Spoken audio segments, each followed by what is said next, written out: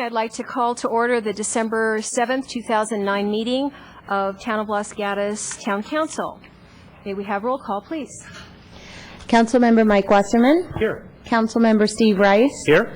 Councilmember Barbara Spector. Here. Vice Mayor Joe Brzezinski. Here. Mayor and Chair Diane McNutt. Thank you. I'm also here. As you know, every meeting we start with a future leader from our community. So I'm going to have Emma Hank from Lexington School come on up here. And Emma is 10 years old and in 4th grade. She's been on the student council for the past couple of years. She's been involved in the school chess club and the math Olympiads. She's played piano for 3 years. She does recitals at retirement homes and senior centers. She started trumpet lessons this year. She's done Irish step dancing for 3 years. She loves animals and wants to be a vet. And tonight she gets to lead us in the Pledge of Allegiance. If you would please stand.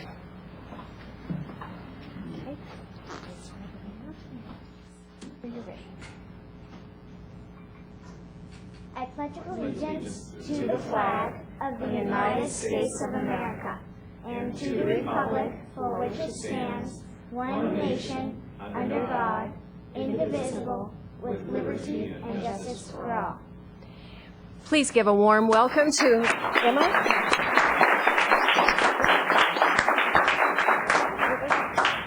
We have a little gift here for you, and then you can shake the hands of your leader. Okay?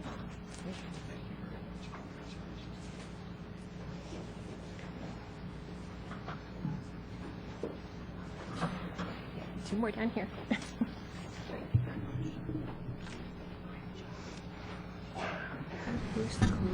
This is our opportunity at every council meeting to showcase some of the young people that will be on this side of the dais in just a few years, probably quicker than the parents want to think about it. So we thank you very much for coming.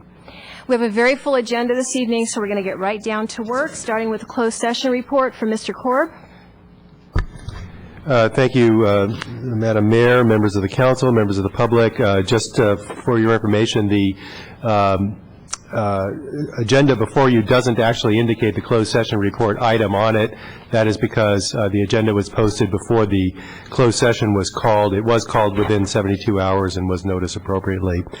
The council did meet in closed session tonight for a public employee appointment discussion concerning the town attorney position. That's my position.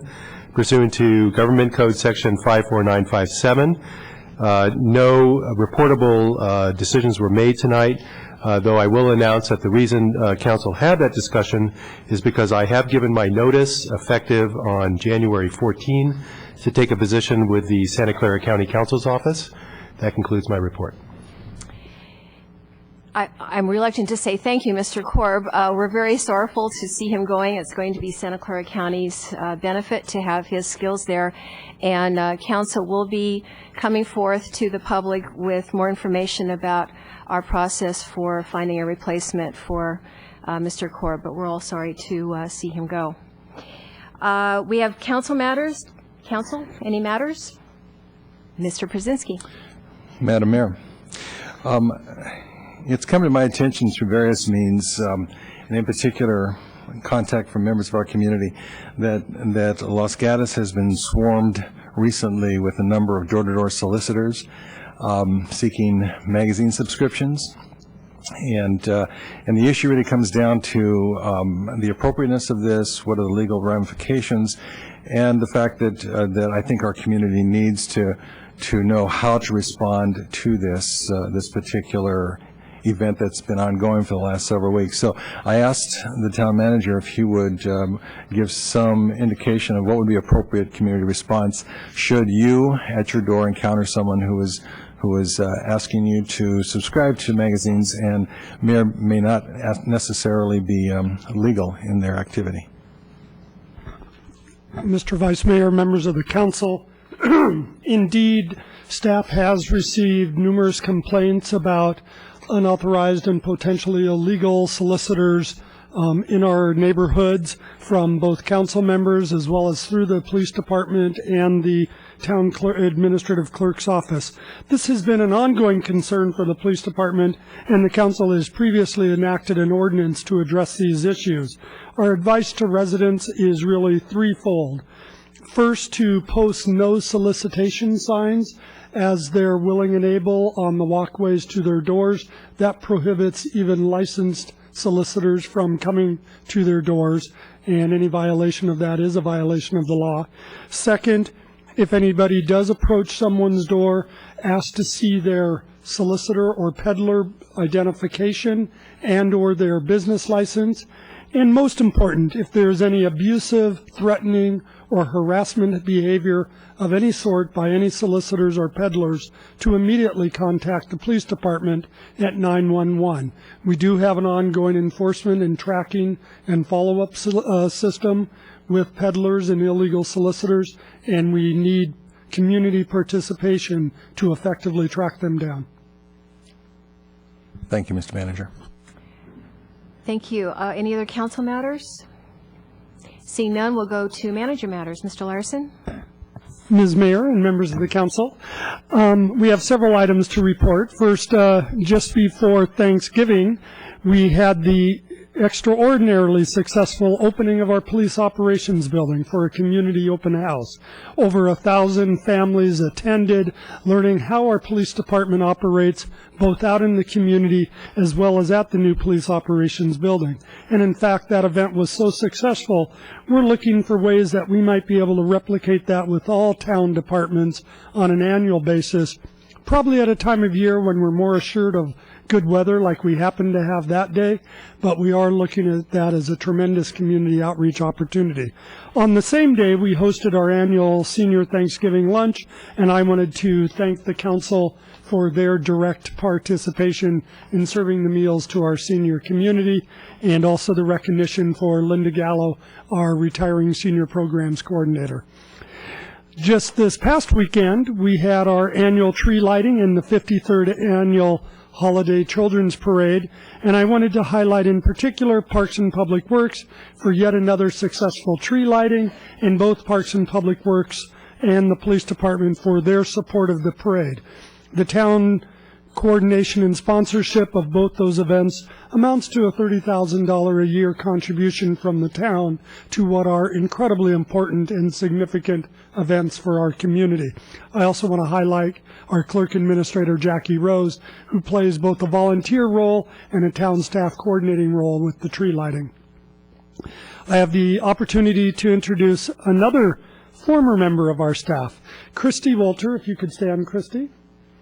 Has spent the last 3 months working for Todd Capurso as our acting superintendent of parks. And in fact, the Balzer Field master plan that's on your consent calendar is the product of her work. She was loaned to us for the last 3 months by the city of San Jose through a regional management talent exchange program. And I just wanted to highlight and introduce Christy for her extraordinary service over the last 3 months. It was a shame to lose her, but we appreciate what she delivered to the town in a very short period of time. Thank you, Christy. That concludes the formal manager matters, and now at the mayor's request, we're going to be starting a new program. And it's timely we start with this new program to be called Did You Know? And if we can turn on the slide, because as the council's aware, this coming Saturday is the final of our 6-month series of second Saturdays to highlight retail shopping opportunities throughout the Los Gatos community. And what the mayor has requested and staff thought was a tremendous idea was to take those direct services to our residents and highlight them in a 60 to 90 second blurb of the basic facts for public information. Tonight, our Did You Know will be presented by Jessica Von Bork, our Manager of Economic Vitality, and it's on holiday parking as we enter the holiday season. Jessica? Thank you, and good evening. Did you know about downtown holiday parking, where the town is offering free valet parking located at the public lot on Elm Street between North Santa Cruz and University? Valet services began on November 27th and will continue through December 24th. They are offered on Friday and Saturday from 9 a.m. to 10 p.m. and on Sundays from 9 a.m. to 9 p.m. In addition, the town has expanded parking opportunities at the public lot on Victory Lane between West Main and Bean Avenue, where 40 new spaces have been incorporated into the lot and on the street. Lastly, there are free pedicab rides occurring most evenings and weekends. For more information, check out our website at www.losgatusca.gov, where on our homepage you can connect with a direct link to our parking map. In addition, visit www.losgatuschamber.com for more information about downtown businesses and parking in general. Happy holidays. Thank you. Are you done, Mr. Larson? Well, thank you so much, and I do appreciate you accommodating me on my idea of extending some information out to the community. And our goal with each one of these is very short, and if one person walks away saying, gee, I didn't know that valet parking was free, I didn't know the town was paying for valet parking, or the town was providing the pedicabs, then we've done our job. Also, Mr. Larson, I believe that this information is going to be broadcast on KCAT also? The information will be on the KCAT bulletin board as well as on the town website for the 2 weeks following each council meeting. Fabulous. Thank you so much. Moving on to the consent calendar, we have 5 consent items to be acted upon as one single motion unless a member of council or public wants to pull anything. Council? No? Is there anyone in the public who would like to pull a consent item? No. So in that case, we'll look for a motion. I'll move for approval of the consent calendar. Second. Any additional discussion? All in favor? Aye. Those pass unanimously. We now move to verbal communication, and this is an opportunity for anyone in the public to speak on a matter that is not on tonight's agenda. If you are not used to coming to a council meeting, we do ask that you fill out a speaker card for verbal communication or for speaking on any of the agenda items, and they're located on the back of the chairs there with pencils, and just turn them in to the clerk's office over here whenever you're ready. We have a few people for verbal, starting with Mr. Miller. Chris Miller, and again, it's up to 3 minutes each.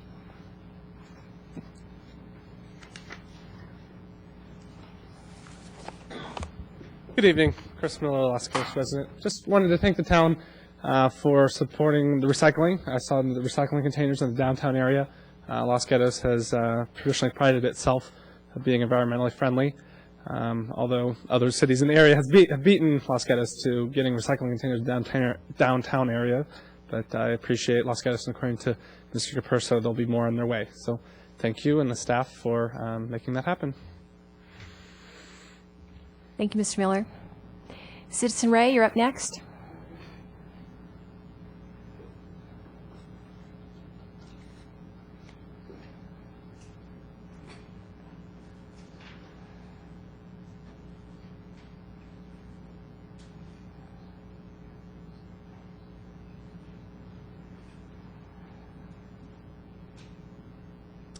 Indeed.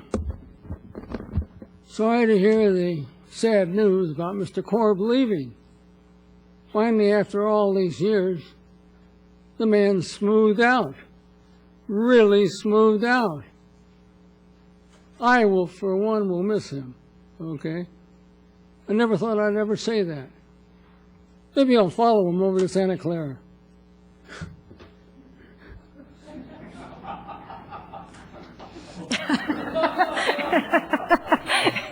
You aren't the first one to say that.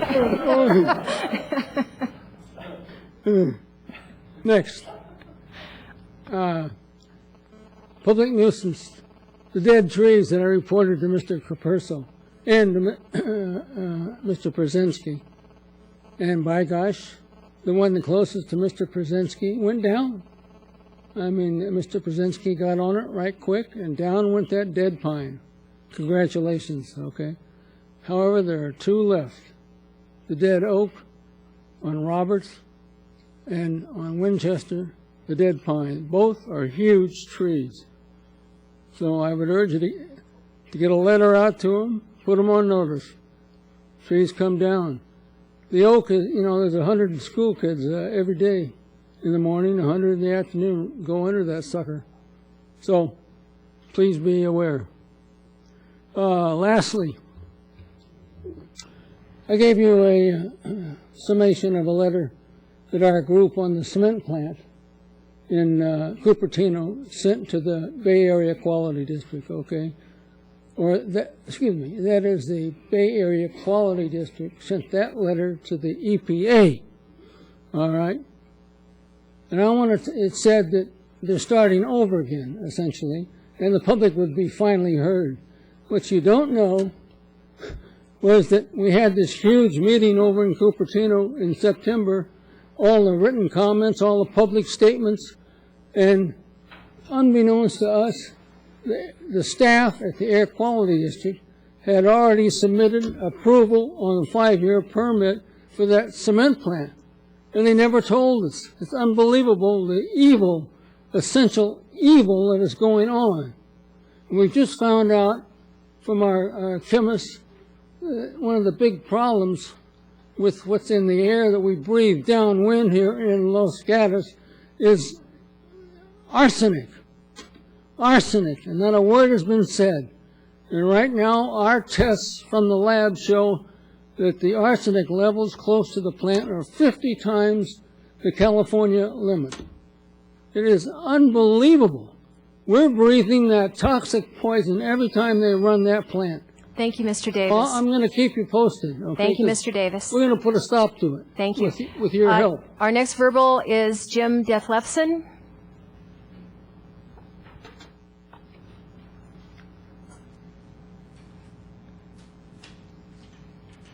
I'm Jim Dethlefsen. I'm the chief engineer of KCAT, and we recorded the parade Saturday, and we wanted to announce that next Sunday will be a marathon playing of the parade. We'll be playing it all day, starting at 8 o'clock in the morning. We've had a number of requests when they'll be able to see it, so it'll be on from 8 o'clock every 2.5 hours. And that would be on Sunday, December 13th? Yes. Great. Thank you so much. Do we have anyone else for verbal communications this evening? Seeing none, we'll move on to our public hearings. Our first public hearing is item number 6. This is a request to operate a restaurant with beer and wine service and outdoor seating located at 14101 Winchester Boulevard. We do have some desk items on this in addition to the staff report and other materials we received previously. We will start with a staff report, and Mr. Larson, you are going to introduce that. Yes. Thank you, Mayor McNutt. The staff report has been presented. The desk items are available. This is the request of an approval to operate a restaurant with beer and wine service and outdoor seating through a conditional use permit on Winchester Boulevard. The staff report will be provided by Assistant Planner Marnie Mosley with Assistant Director of Community Development Sandy Bailey in attendance as well, along with John Gaylord from Parks and Public Works. Marnie? Thank you. Good evening, Mayor, council members. The subject site is located at 14101 Winchester Boulevard, situated at the northeast corner of Vasona Station Shopping Center, located between Knowles Drive and Division Street. The tenant space was previously occupied by Casa Valencia, a high-turnover sit-down Mexican restaurant who operated under a conditional use permit that was originally approved in 1979. Pursuant to town code, the permit expired due to the space being vacant for more than a year. The applicant is proposing a family-style high-turnover sit-down restaurant with beer and wine service. The proposal meets the current parking requirements and would not generate additional traffic. The applicant is also proposing to locate 12 seats in a proposed outdoor patio to be located along Winchester Boulevard, where a sunroom currently exists on the site. The applicant is proposing operating hours from 11 a.m. until 1 a.m. daily. The alcohol policy restricts alcohol service until 11 p.m. Sunday through Thursday and 1 a.m. Friday and Saturday. It also requires that the deciding body make 3 findings to allow service beyond 10 p.m. These findings are: 1, that late-night service will not adversely impact adjacent residential neighborhoods; 2, that the applicant does not have a history of complaints and noncompliance with local ordinances or the alcoholic beverage policy; and 3, that the applicant has demonstrated a clear benefit to the community. The Planning Commission considered this matter on October 28, 2009, and recommended approval with a modification to the hours of operation, limiting the restaurant to 11 p.m. Sunday through Thursday, and midnight Friday and Saturday. The conditions in the report to the Town Council do reflect the Commission's recommendation. Several nearby residents are concerned about an increase in noise due to the outdoor patio in the late hours. The patio is located at the southeast corner of the building and will have space for only 12 outdoor seats. The patio is open on 2 sides and is oriented towards the parking lot of the shopping center and to Winchester Boulevard. Due to the location of the patio area and the limited number of outside seats and the existing highway noise, staff does not believe that there will be noise impacts associated with the use of the patio. The applicant is willing to consider keeping the patio enclosed if the neighbors feel it is a significant issue, though. The applicant is also willing to consider other noise mitigation as deemed necessary.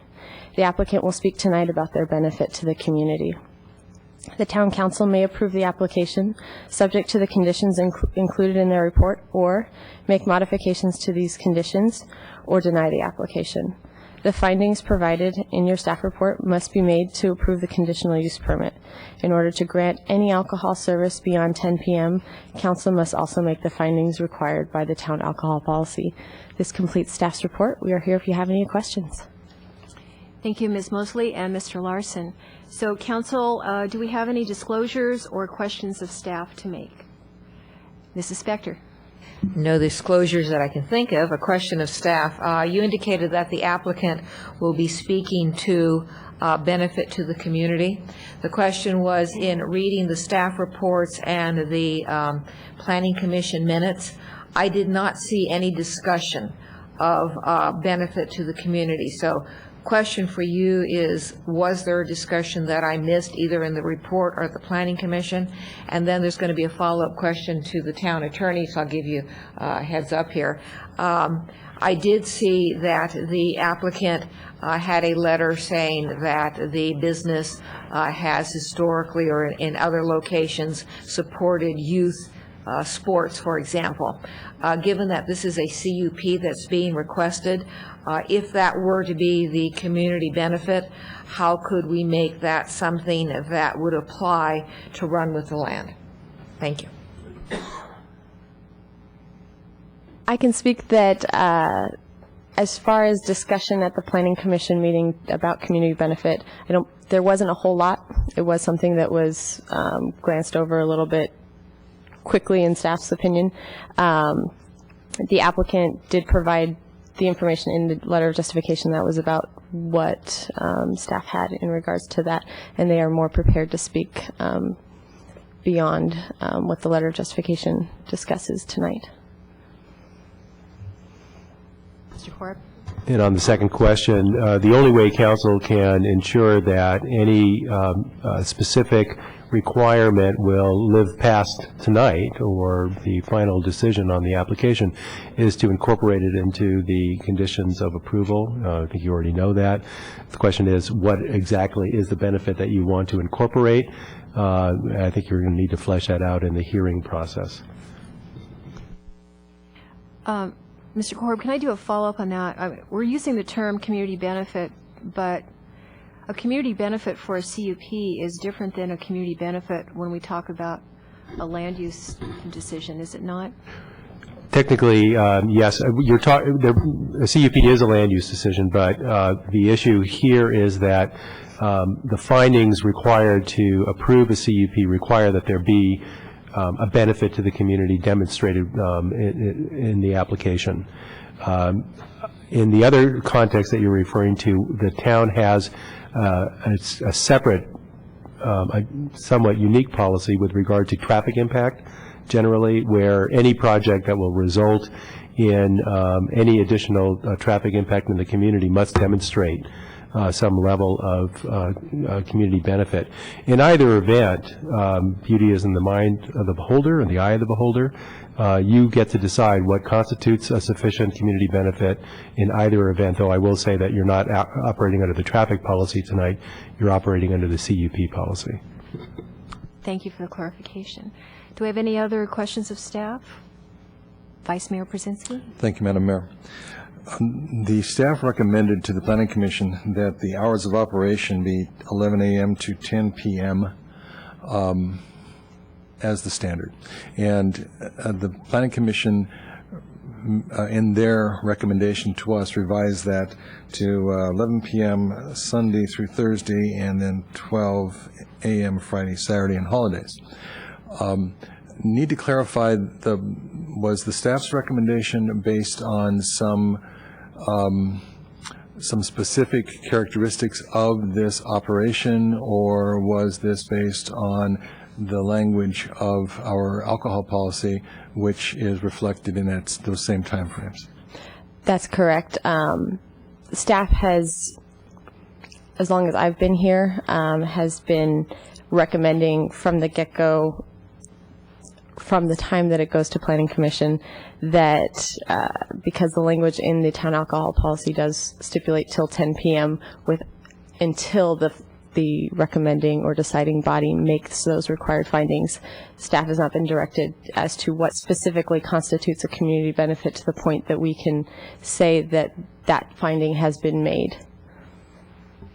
So we almost, maybe always, certainly most often, recommend simply to the limits of the alcohol policy and leave it to the Planning Commission or Council to make the community benefit determination. All right, thank you for that clarification. Any other questions from council at this time? We'll go ahead and open the public hearing. We're going to start with the applicant, if the applicant is here. I only have one card. If you wish to speak on this matter, please fill out a card and turn it in. So if you can identify yourself, and you can have up to 10 minutes to make your case. Great. My name is Jamie Tugas. Good evening, Council and Mayor and members of the audience.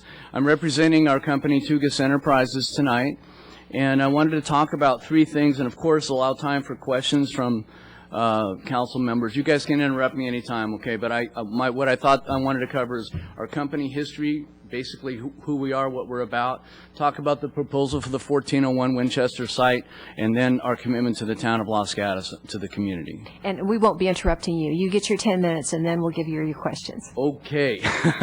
All right, so great. So we are a restaurant company that's been in business for 50 years. We have 6 other restaurant locations throughout the Bay Area: the Oasis of Menlo Park, the Boardwalk in Los Altos, the Garrett in Campbell, which is near the intersection of Hamilton and Bascom Avenue. And then we have 3 other residentially located places: Jake's of Saratoga, Jake's of Willow Glen, and Jake's of Sunnyvale. And they're all pretty much the same format, different sizes and so forth, but the menus are basically the same in each of those places. Our concept is a family-based concept. We don't use waiters or waitresses in our restaurant operation, and it's a comfortable, casual type of environment. But it's not pizza parlor-ish, if I could put it that way. Okay, we serve beer and wine at all our locations, but we do not offer hard liquor at any of our locations. In many areas, we're known for our pizza, and some people consider us to be a pizza parlor, but that really wouldn't be an accurate description, because we have over 30 other menu items that come from our grill and other parts of the kitchen line there. Okay, soups and salads, etc. Our drink menu is beer and wine, as I mentioned, also soft drinks and an array of non-alcoholic beverages. Okay? So that's kind of a general overview of what we do as a company. As I say, we've been doing this for 50 years. Each restaurant has 3 managers that we use to run the operation. One of those is a general manager that's responsible for the store. Of course, we have other managers that supervise the entire operation. Obviously, we've been successful at doing this, or we wouldn't be here for 50 years. We're excited about the location in Los Gatos. We're excited about being a part of the community of Los Gatos, and I'll continue now to talk about our site plan and then the benefit to the community. There was a slide here a minute ago that had the, how do I turn this on? Okay.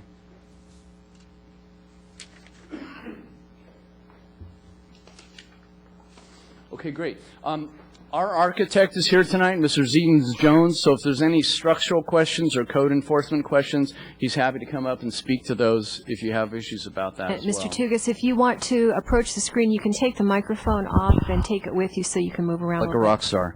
Okay, so here's what I will show you in general. I press this? Okay, this is the front door of the restaurant right now, which is on the inside part of the parking lot. I believe there's an entrance to the parking lot here, and I'm not sure where the other one is, but somewhere along this area here. So this will be the front door to the restaurant right here. Within the general design, you can see that these represent tables and chairs here. So a table for two, and then together like this. These are all tables. This is just this could change. But the idea in the general restaurant design is we try to have restaurants within a restaurant a little bit, so that it can be cozy for people. There could be a group of perhaps 8 or 10 people who would feel comfortable gathering in this area and so forth along the way. This is our cook line here. This will be where the kitchen is here. It's a self-serve, self-order operation. So you come through the door, there'll be 2 ordering registers at this end right here. The customer orders their food and then seats themselves. There's a silent pager system that we use for the restaurant. The customer then comes up and picks up their food item and seats themselves again. The patio was mentioned earlier by Marnie. This is a 12-seat patio. It's an existing sunroom that we plan to just convert into a lattice roof structure here. I want to point out again that the short walls of the patio right here are facing Winchester Avenue, not the side residential streets over here. Okay? Also, this door is my understanding, is that right, that this door is not going to be here? The only access to the patio is from inside. Okay, and we will also have visibility of what's going on in this patio because these are half walls. Okay? We don't use speaker systems, audio systems, or anything like that to notify people, amplified systems to notify people of their orders. It's all a silent paging system. Okay? Let's see if there's anything else I need to cover. Oh, okay, here's the bar. 1, 2, 3, 4, 5, 6, 7. I was told 6, but there's 7 bar seats right there. Every one of our restaurants has a bar. It's a beer and wine bar only. Notice that it's not separate. It's not an enclosed area where we do karaoke or Tuesday night contests or anything like that. It's just a part of the bar that is a counter where we have beer and wine being served along with food at all hours of the day. Okay? Let me catch up to where I was here.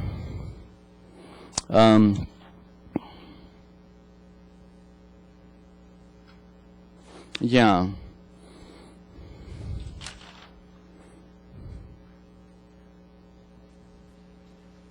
I think that's the general thing I wanted to cover for everybody about the design of the location.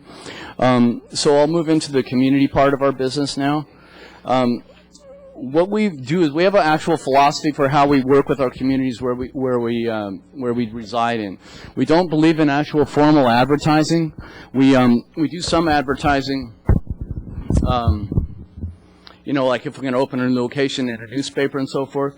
But our whole philosophy is based on partnering with different aspects of the community. As was mentioned, softball teams, dance groups, theater groups, drama groups, middle schools, elementary schools, and so forth. So how that works out in a practical way for us is we get solicited, like a lot of restaurants, for donations, auctions, events that groups are putting on to support their causes, and we donate thousands of dollars in the forms of gift certificates and donations at these auctions and various events. We also sponsor teams.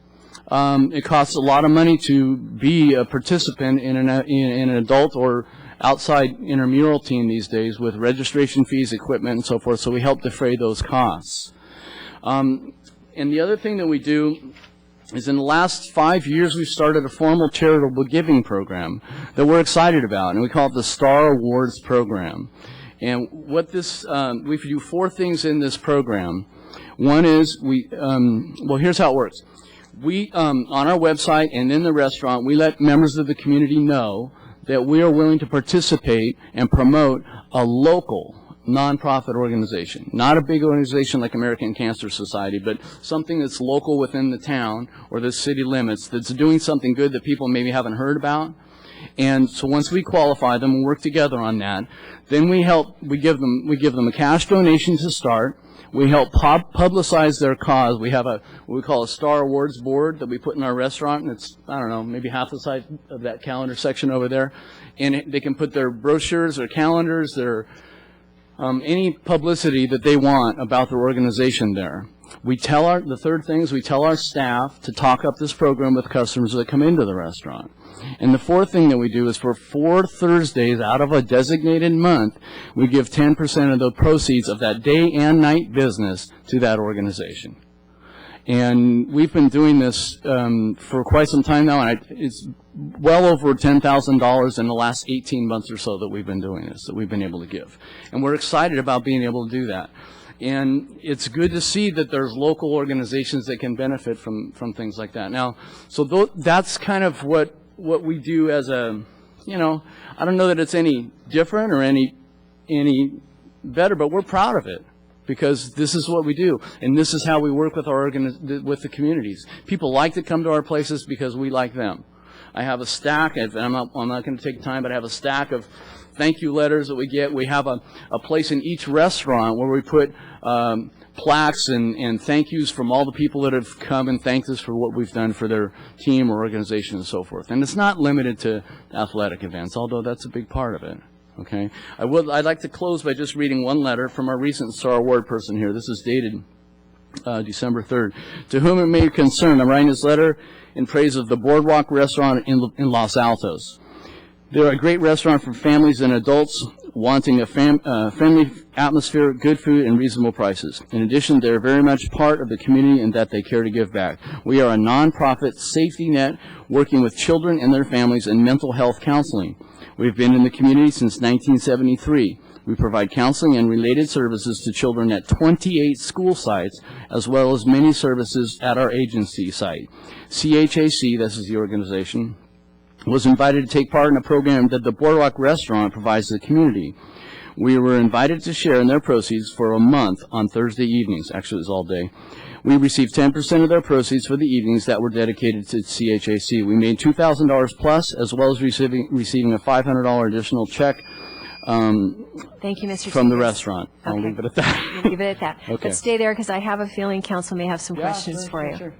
Council, do we have questions? Vice Mayor Brzezinski. Thank you, Madam Mayor.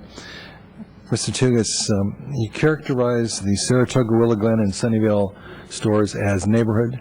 Yeah, I'd say so. What differentiates a neighborhood restaurant from the others, such as the Garrett, for example? Well, I mean, just my opinion is the Garrett, if you're familiar with the area there's a lot of retail in that general area. We're part of a shopping strip, which is not different than what's being proposed here. But the reason I mentioned Saratoga and Willow Glen is Willow Glen, across the street, there's houses. Right behind our back parking lot is the school. If you walk to the end of the parking lot, there's houses. Jake's of Saratoga, behind us, there's a condominium complex that's literally within walking distance. And so those are very tightly compacted, I would say, areas as far as the mix between retail and residential. Okay. And what are the hours of operation for those three venues? Well, the Willow Glen location is open from 11 a.m. till midnight, 7 days a week. The Jake's of Saratoga location is 11 a.m. till midnight, 5 nights a week, and 1 o'clock, 2 nights a week, 1 a.m., 2 nights a week. And the Sunnyvale site? Help me out here, guys. Well, midnight? 7 nights a week, midnight. Okay. So there is no distinction, therefore, basically, in your hours of operation compared to the non-neighborhood facilities. Well, the only difference is, for example, like the Garrett that's in that kind of a heavier retail, we stay open to 2 a.m., 7 nights a week there. Okay. Yeah. I visited your store in Saratoga. Oh, good. And I spoke with your manager. Okay. And seemed like a very upstanding gentleman, Paul. Yeah, Paul, he's a good guy. And I asked him about calls for service to the Sheriff's Department, since that's the jurisdiction down there. Yeah. And he indicated to me that in 15 years there's been one call for service, and you initiated the call. Is that approximately correct? I don't know if I initiated, but I bet you those numbers are pretty much correct, because I haven't heard, I don't want to We are good at what we do. I'm not bragging, but if we let things get out of control within the restaurant, then we aren't successful, and that's how we run our business. We can't have a customer within a restaurant disturbing other customers in a restaurant. How could we do that and be successful? So our managers are trained at managing people and managing situations like that. Jake's at Willow Glen. I don't think we've ever had the police over there. Not that I know of. The police like our places. They come in and eat there. Okay. I mean, that's the truth. If I could just One more. conclude. Would you characterize your restaurant as a sports restaurant, a family restaurant, fast food? I mean, how would you characterize it in terms of the ambiance? You're hitting a nerve. My dad, who started this thing, said, don't ever call these places sports bars, because he didn't want them to be limited to that kind of a concept, where it's this idea of 40 guys going out to have beers and watch football and so forth. We have, like many restaurants of today's age, we have sports on on the TVs in there. I guess if I was to say, perhaps I would maybe call it something like a family sports pub. And the pub, from the standpoint of, it's a place where people can meet and converse and gather together. But it is family oriented. But also people do come there for games. But it's not, say for example, I think it's in some senses similar to Double D's, because I notice there's a lot of families that go to Double B's and they have the sports on all the time. But we don't have that hard liquor aspect of it, and it's not so much a boy meets girl type of place. It's more of a place to just kind of go and relax. I don't know if I answered your question very well. I think you did. Thank you. Okay, thanks. Thank you. Council, other questions? Mr. Wasserman. Thank you, Madam Mayor. Mr. Tugas, you answered my first question when you said 50 years. I was going to ask if it was your father or your uncle that started it, and you answered the father Yeah, one. my dad did. Father one already. That answers that. As far as the hours issue, we have our alcohol policy, our hours. The Planning Commission has come in with their recommendations, et cetera. And they're, depending on which day, 1 to 2 hours less than what you're operating your other places under. Right.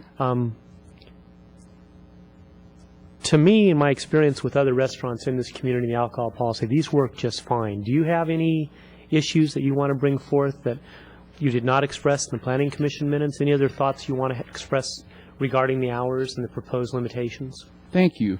Are you talking about the hours that were approved at the previous Planning Commission meeting, or? Planning Commission suggested the 10 a.m. to 11 Sunday through Thursday and 11 to 12 Friday and Saturday. Yeah, and we're satisfied with those hours. I'll tell you our general philosophy or concept around hours is you never know going into a community how it's going to be supported or not. But we do feel that we offer something in as far as an opportunity for late night dining or relaxing. Dining is probably too formal of a word, but a casual place for someone to go to get a sandwich and a beer or just hang out on the way home from work. People work late and so forth. But this community, we don't know. But your kitchen open up till you close? Yeah, we actually open until you close. Yes, we technically close the kitchen about a half hour before we. Right. Yeah. Understood. Thank you. Sure. Thank you. Council, any other questions? A question for you, again, regarding the hours, and just to clarify, the Planning Commission was recommending 11 a.m. to 11 p.m. Sunday through Thursday, and 11 a.m. to midnight Friday and Saturday and holidays. Yeah. In your other restaurants, who is there between, say, 10 p.m. and midnight, or 10 p.m. and 1 a.m. for those that are open that late? Great question.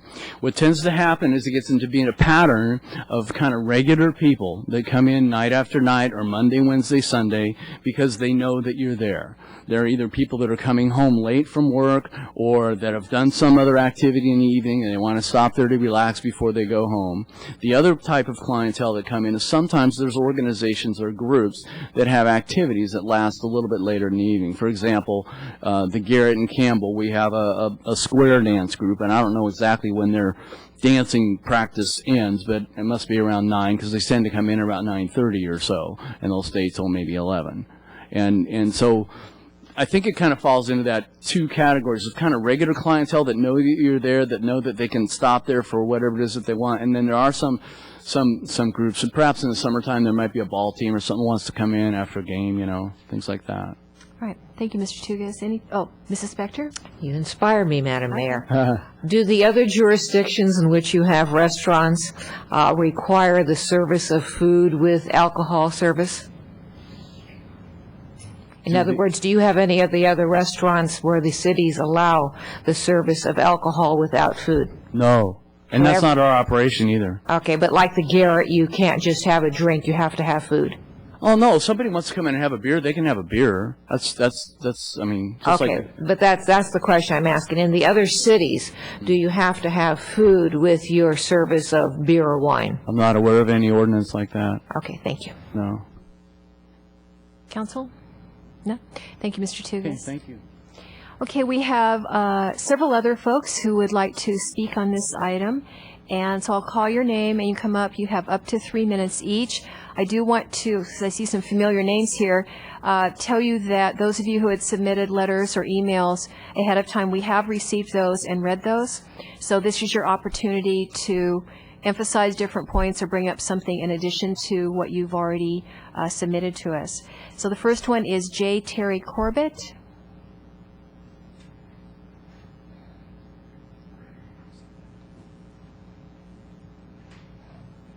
Good evening, Mr. Corbett. Thank you, J. Terry Corbett. For the record, live adjacent to this proposed facility.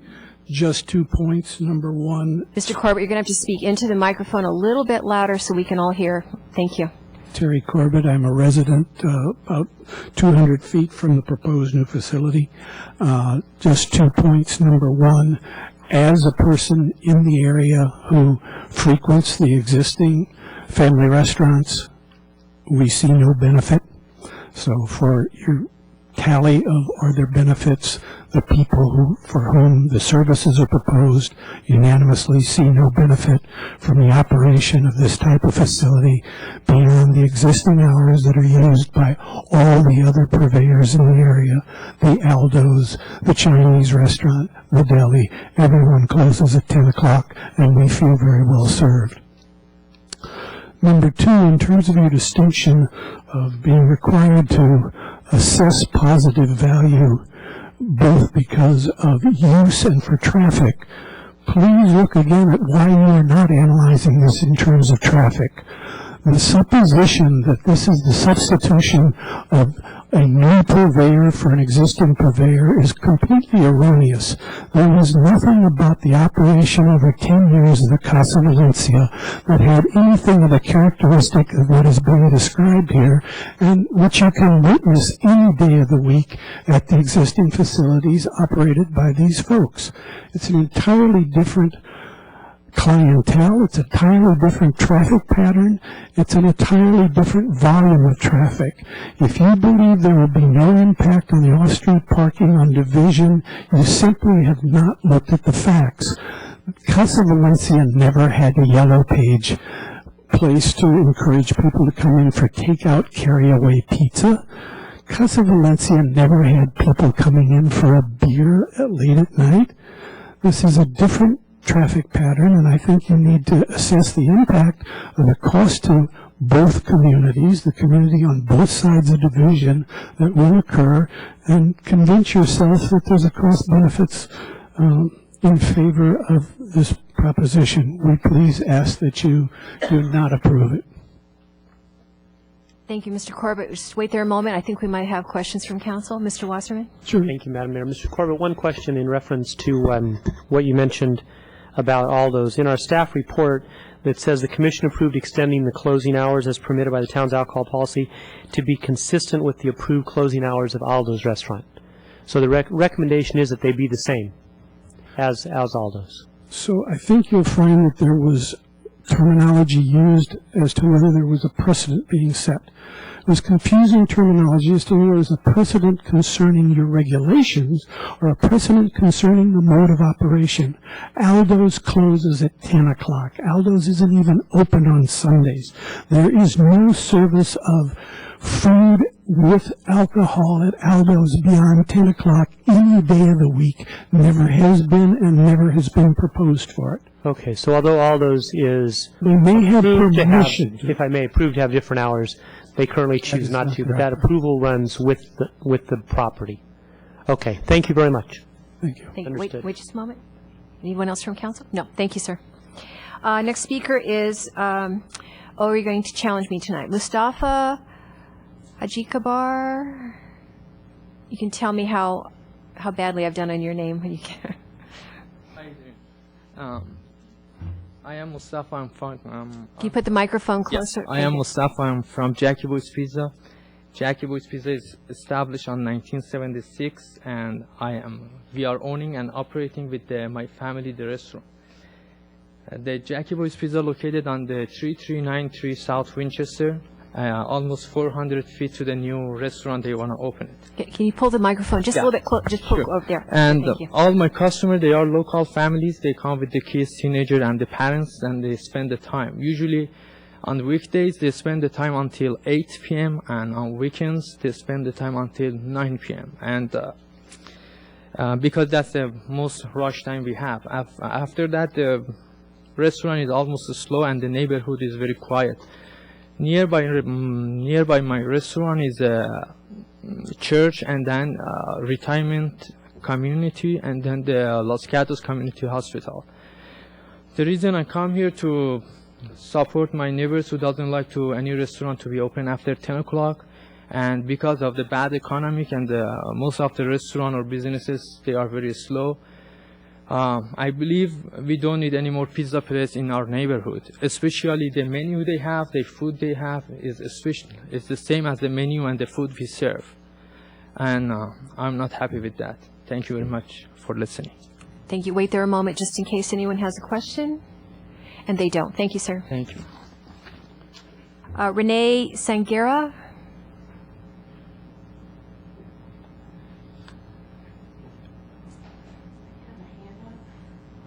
Made 5 copies. Hi, I'm Renee Sangera, homeowner across the street.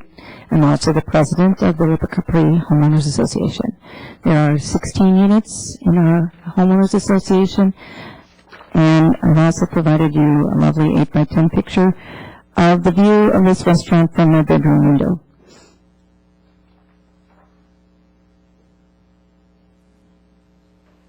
We moved personally, my own family of my 12-year-old son and my husband and I moved to this location in 2002. Been very happy with the quietness of our community area. I feel as concerned about the potential that this operation, being as late as it is, that it's going to provide additional noise to our very quiet neighborhood. And I think you should be aware, if this was the view of your bedroom window of a restaurant, would you like to have noise till midnight? Potentially of these, and we're not inside the restaurant, it's guests going to their vehicles. You might not be aware of this, but the courthouse closed on Capri, whatever, about a year ago, or maybe 2 years ago, I don't remember when it started. But all of a sudden now we have lovely flatbed trucks and the type of bus that people rent for sightseeing, parked on Capri, right on the back side of this whole little center. And just this evening, I've got an RV parked on Division Street, again, on the Los Gatos side of the street. And this is like a normal thing for us to have, especially, like I said, since the courthouse closed. Before the courthouse closed, this didn't happen. But you drive down Capri right now, there's lots of vehicles parked there for more than 72 hours. We don't necessarily call the Los Gatos police and say, come and tag this vehicle. We don't. We just live with it. But I personally don't want to live with a restaurant up until midnight outside my bedroom window. And I can honestly say, as a homeowner, I'm concerned about the value of my property. And I think you would be too. As the president of the association, I can say that we are 75% homeowner living, only 25% are renters, and I think we would all be calling the Los Gatos police if we noticed there was an increase in noise. Thank you. You don't have to go for the full 3 minutes, so I see you struggling to. I love to talk. Okay, it's fine. Do we have any questions for Mrs. Spector? Thank you. Are you here today speaking for yourself, or are you representing the association? I am the president of the association. We personally haven't had any kind of discussion about it, so I have to say that I'm representing myself. All right, thank you. Mm-hmm. Any other questions? That's it then for you. Thank you. Robert Mason?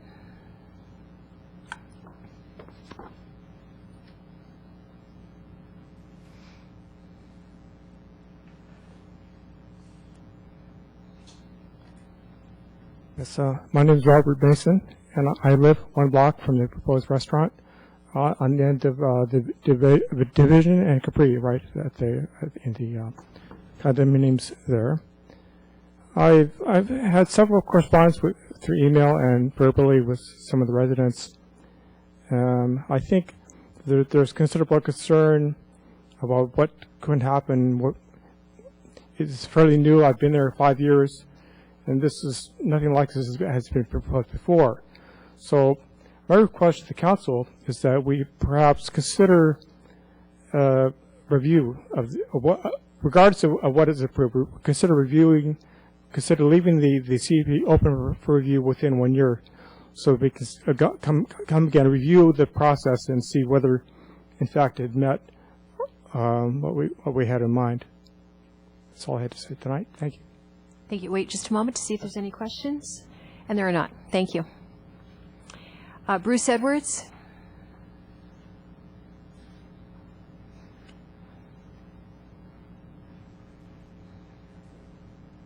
Yeah, good evening. My name is Bruce Edwards, and I'm the owner of one of the owners of Vasona Station Shopping Center.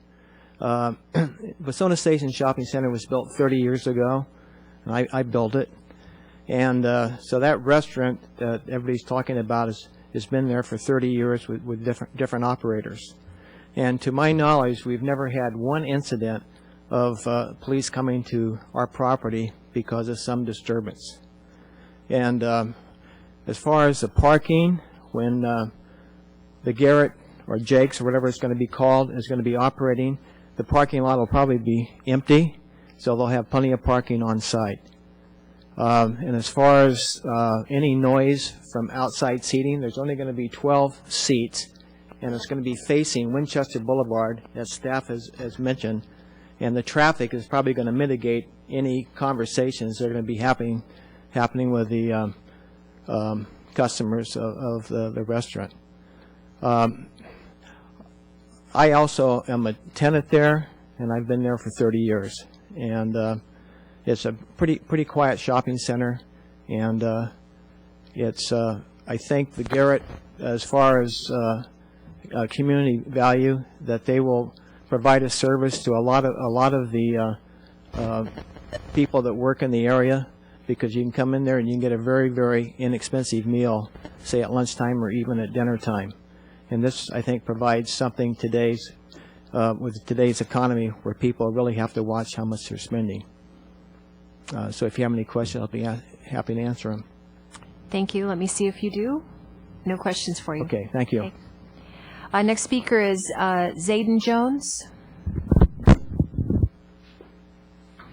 Hi, my name is Zayden. I will be the applicant's architect, so I will assure that the design and the restaurant goes forward complying with all town ordinances as far as noise and signage and whatnot.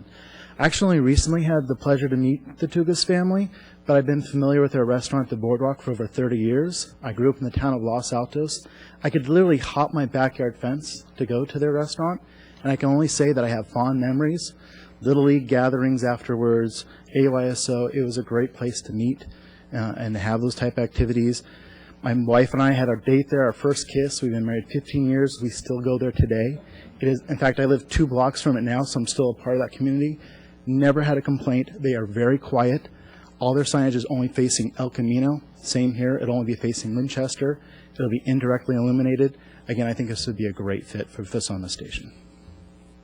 Wait, Mr. Jones, see if there's any questions. And no, there are not. The last card I have, so if you want to speak and I haven't called your name other than Beth Wright as she is coming forward, please fill out a card and put it in.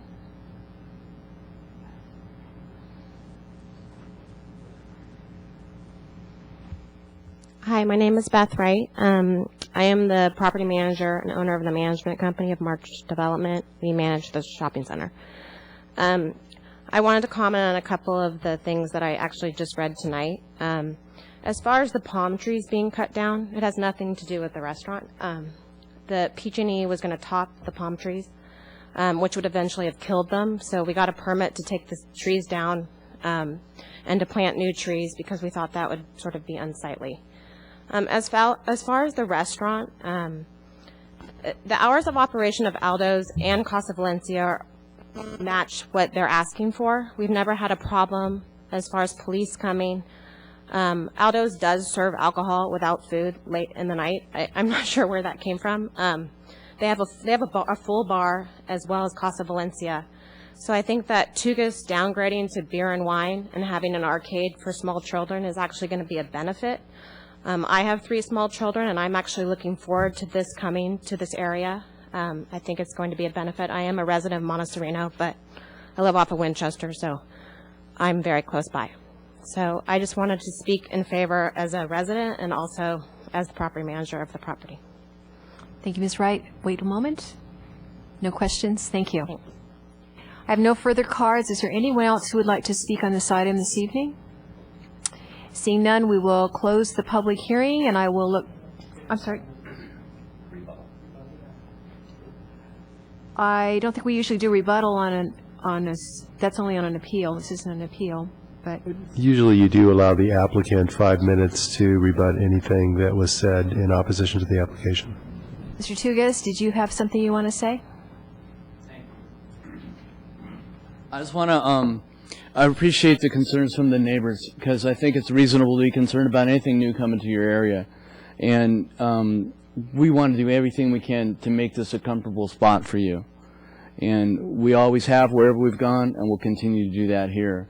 So, which includes if we need to, with the landlord's approval, put signage in the, in the parking lot if that became a concern or an issue, or have staff people work on that. But believe me, from my experience, I'm not worried about it being a negative impact to the community, only because we're committed for it not to be. And for the gentleman with the pizza restaurant, you know what? I just want to tell you because my heart goes out to you. Mr. Tugas, you got to stay facing towards us. Okay, I got to talk. On the camera, yeah. With the pizza, we've been in this thing with competition wherever you go. You know, Willow Glen, within just 2 blocks of where we have, there are 2 other pizza restaurants, and every time one opened up, we thought we were going to die. We never died. Everybody has their own clientele for their own businesses, and everybody can survive together, and I'm glad that we're able to do that. We're excited about coming to Los Gatos. I do want to emphasize that we've already invested a substantial amount of time and money into this project, and we're hoping and looking forward to moving forward with your approval tonight. Thank you. Thank you. Mr. Wasserman, you had a question?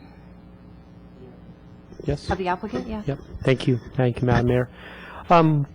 Couple of questions for you. I just wanted to make sure that your understanding was the same as our understanding as far as alcohol being served with food. Yes. Okay, it's my understanding, and through the mayor, Mr. Attorney, it's my understanding, Mr. Attorney, just so we're on the same page, that any alcohol that's served must be served with food. This application does have a condition of approval that requires that. Okay, that was my understanding. So I just want to understand, you to understand, Mr. Tugas, a person can't just go in and order a beer. Okay? The way it's done, he needs to order a beer and have some food. And I know the question was brought up earlier, I believe it was by Vice Mayor Brzezinski, and it was referred to about ordering a beer, not ordering a beer. But that was one clarification. I wanted to make sure that you understood Los Gatos alcohol policy is you have alcohol with food, and that's why I asked you, your kitchen is opened until you close. So your person, if they go in and get a food, order a beer, they've got to order food too. That was number one. Second one, also, there were comments brought up with the picture from the homeowners nearby, and I understand your patio is facing Winchester. Yes. As far as that goes. There was a mention earlier, I don't quite remember where it came from, might have been in the staff report, Marnie, when you were reporting about the applicant talking about perhaps enclosing the patio area, and I wanted you to elaborate upon that. The patio will have no outside entrance to it. So the patio itself will only be allowed to be entered through the inside of the restaurant. The wall that faces Winchester, my understanding right now, is currently being designed as a half wall, and I think the other end wall is also a half wall. Okay, but it's open, not fully enclosed from the elements. Correct. Okay. And did you, if I may continue, Madam Mayor? Yes, please. Thank you. And another gentleman brought up about the one-year review. We have a one-year review is written in here to look at the situation and the conditions, which is standard operating procedure. Okay. What I'm wondering about is the hours of operation on your patio. Do you always have your patio open the same as your restaurant? Good question. Going into it, we would presume that we would, but as a matter of practicality, I think there'll be several nights that we won't have the patio open because the business won't warrant it, or it won't be the right time of year, so forth and so on. Okay, and last question, if I may, Madam Mayor? Yes. Thank you. It was brought up about Aldo's. The Planning Commission brought up that the hours that they suggested were to be similar to what Aldo's is, but the reality is, although Aldo's has that permission, they choose to be closed on a certain day. Is it your intention to be open 7 days? Yeah, we would. Our intention is that, but I think it's likely that there will be some points where we won't take advantage of the full hours granted to us under the CUP. Okay, we thank could close at 10 o'clock, for example. Thank you. Okay. Let me see if there are any other questions. Madam Mayor, staff has one clarification on the one-year review condition. Martin? Sure. So it was brought up in the staff report as an option and something that we have utilized in the past where there has been neighborhood concern in offering the one-year review. It is not currently included in your conditions of approval, and if you feel that it is necessary, you should add it as part of your recommendation. Thank you. Thank you for that clarification. Mrs. Spector. Thank you. Mr. Wasserman raised an issue, and I'm going to re-raise it, okay? Do you understand that under the conditions of approval for this conditional use permit, should it be approved this evening, that you have to serve food with your liquor service? Do you understand that? I do now. All right. I've never heard of such a policy by any town or alcoholic beverage control agency. And is that the case at Aldo's? Because there's people sitting there at 10 o'clock or 9 o'clock at night having a cocktail at the bar. So how does this policy work? Well, I don't know when Aldo's received their conditional use permit, but let me ask you understand that you do have to serve food with liquor? You said yes. I do. Are you agreeing, should you get this CUP, to serve food with liquor? And as a matter of practicality, you're putting me as a business person on kind of a tough situation here, because I don't know how I can tell everyone that comes into my restaurant that you have to eat. I mean, it's like someone going to McDonald's and saying you can only order you cannot just get a Coke. You must order food. This is a burdensome business condition that I'm hearing here, as far as I'm concerned. And I've never been aware of this policy. I've gone to Double D's many times and had a cocktail, and no one's told me I had to order anything. So I don't know. I think that this needs to be really reviewed in terms of how it's enforced and how serious this is, because it's not uniformly enforced within town of Los Gatos, I can tell you that. So we're going to have Mr. Larson clarify this is not a new policy. We have some business establishments that were in existence prior to this policy going into effect, but it's no different than everyone else, so welcome to Los Gatos. Well, that's fine. Then I'll do what Let me have Mr. Larson clarify. Mr. or Ms. Mayor and members of the council, Condition 7, as originally presented to the Planning Commission and as presented to the council tonight, explicitly states the food and alcohol policy, so it's been part of both packets presented previously to the applicant and the Planning Commission and the council, and it is no different from any condition the council has approved recently after the adoption of the alcohol policy.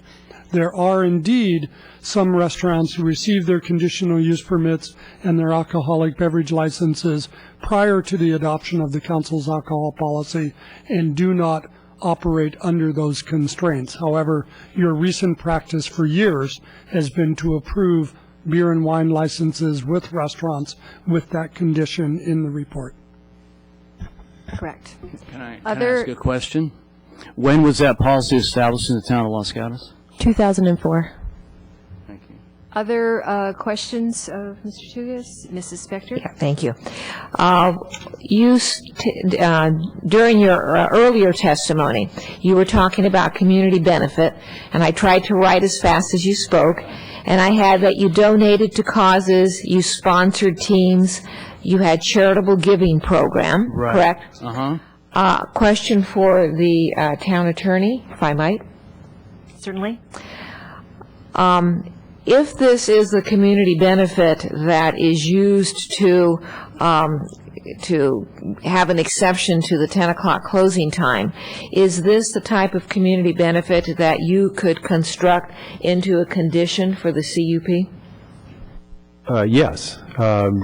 Short answer. It requires a little work because normally what we do is define what the program is, put the program into conditions. Usually we'll require some kind of record keeping, and we'll do some auditing. And the one-year review, of course, is a great opportunity to do that. But yes, we would have to reduce all of that to conditions. Thank you. Any other questions of Mr. Tugas? Mr. Wasserman? Thank you. And I just wanted, what Councilmember Spector was referring to, or Town Manager Greg Larson was referring to, was item number 7. Okay. That's in your conditions. So you ought to take a look at that. But specifically, it says it's alcohol beverages permitted only with meals, and meals defined as a combination of food items. Appetizers such as popcorn, nachos, pretzels, potato skins are not included as meals. And you mentioned earlier that even if you were to get the extended hours, you might decide with staff and labor and costs and all the rest of the sense that it doesn't make sense for you to stay up to that. That's right. To that hour. Okay. That's right. Thank you. Okay. Thank you very much. Any other questions of Mr. Tugas? Then I think we're finished with you at this particular point. Now I will close the public hearing, and we'll open it for council discussion or a motion or questions of staff. Anyone?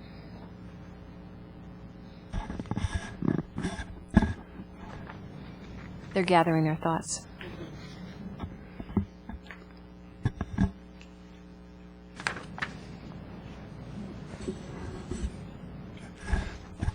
Mr. Larson?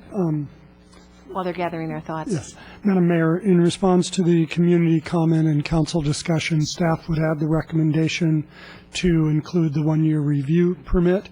And then the town attorney just informed us that if the council directs in any action approving this, if that's the council's direction, that if you include direction to create a community benefit condition in keeping with the applicant's comments tonight, that will be included in the resolution that's brought back before you implementing the CUP. We don't need that specific benefit language tonight. Thank you. And I will remind council and also the public that when you're doing a conditional use permit, although you focus very much in on the business, the individual business that is applying for it, the CUP actually is granted to that piece of land. And therefore, if this business is sold in a year or so, the incoming business has to comply and fit within the same restrictions. But it also can be a slightly different, certainly a different kind of menu, a different kind of operation, as long as it fits within those constraints. So we get caught up on a very specific business, but we also have to remember that it needs to apply to any other restaurant business that might move into that site in the future. Have we gathered thoughts? Do we have anything to say? Mr. Rice. Well, I'll jump into the fray and go ahead and make the motion that we accept the Planning Commission's recommendation and approves the CUP. I can make the findings listed in Attachment 1. The CUP number is U-09-009.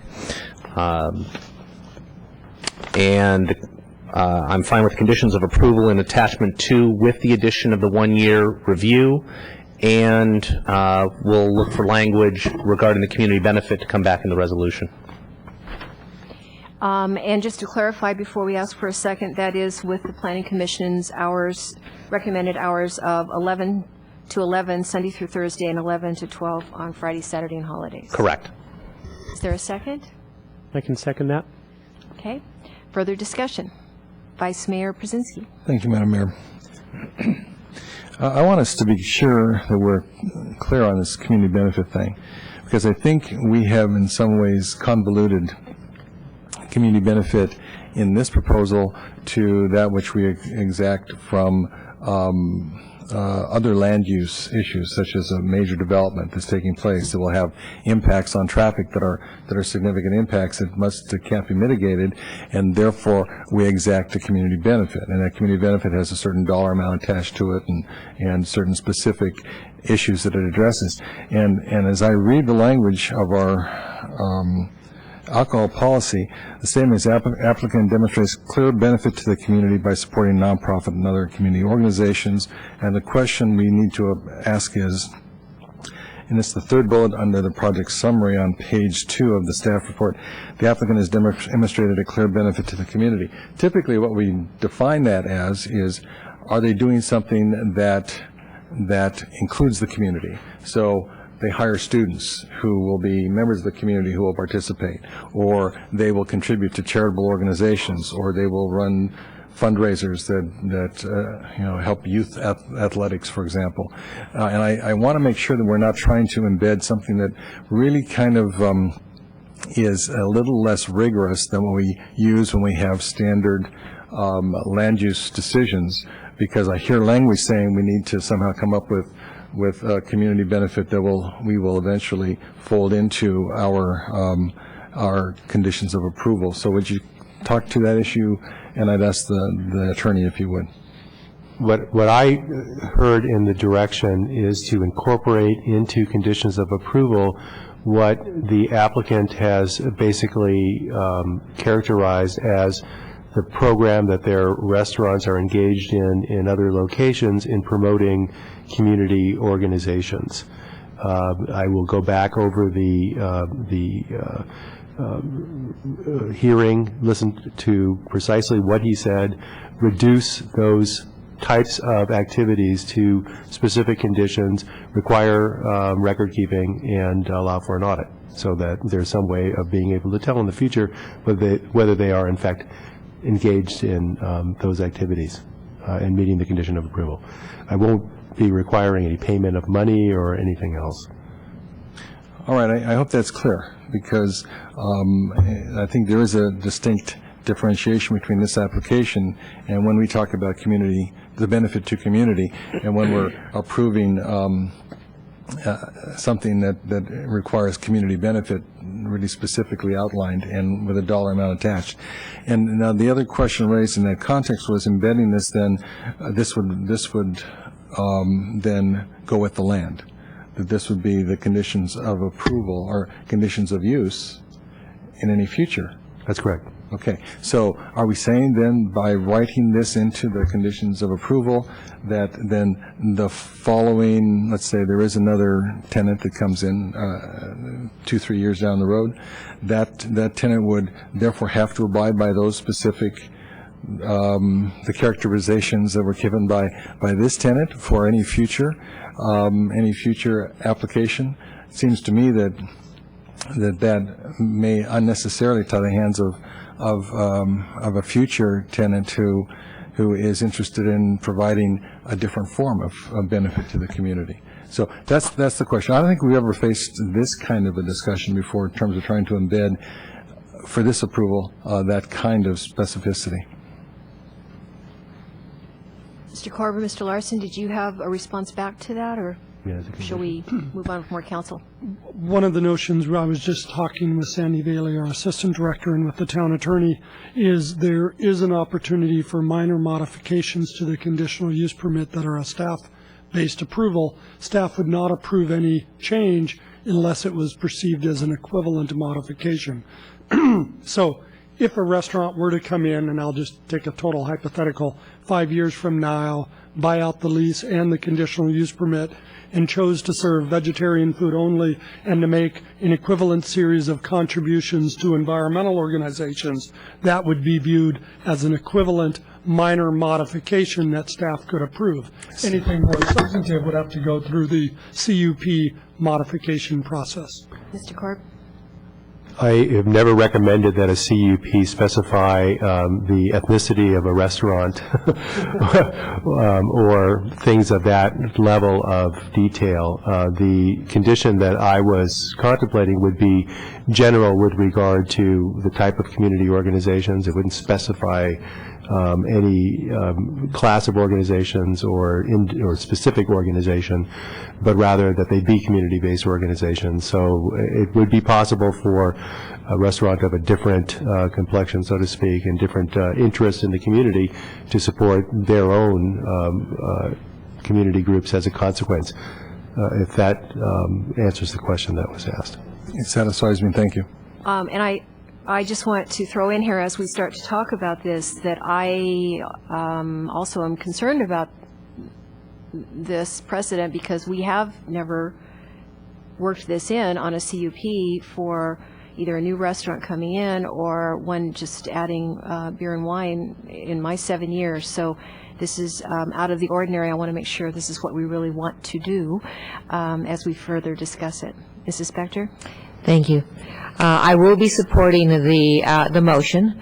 And to step back a little bit, the reason that I was asking about community benefit is because our alcohol policy requires a community benefit to have hours beyond 10 o'clock, to simplify it, beyond 10 o'clock. This applicant is requesting hours beyond 10 o'clock. The Planning Commission granted hours beyond 10 o'clock. In reading the Planning Commission's transcript, it was my sense, as some of the neighbors pointed out, that the Planning Commission was trying to duplicate the CUP given to Aldo's, whether or not Aldo's uses it or not. And so therefore, the Planning Commission did not delve into the requirements of our alcohol policy, which does say that the applicant has demonstrated a clear benefit to the community. That's why I raised the issue with the applicant, and I actually thought that his response was very good. That being said, once we grant the CUP, and it looks as though we probably will, then the alcohol and hours go with the land, and so it was important to me that the benefit go with the land. So therefore, this applicant says, I am going to support soccer leagues and Girl Scouts, and so we give this person a CUP with a liquor license that extends beyond 10 o'clock. This applicant goes away, sells the business. Then what do? We're left with a liquor license that goes beyond 10 o'clock, but no community benefit. Therefore, it was my concept, and I did not know if the town attorney was going to be able to formulate it, but apparently he can, and that's why I think it's important that the motion is constructed as it is, and why I will be supporting it. Any comments at this end? Vice Mayor Brzezinski? Thank you, Madam Mayor. Just to assure our public, when you read the alcohol beverage policy, Section 5 is on enforcement, and I'd like to read a couple of sections from this.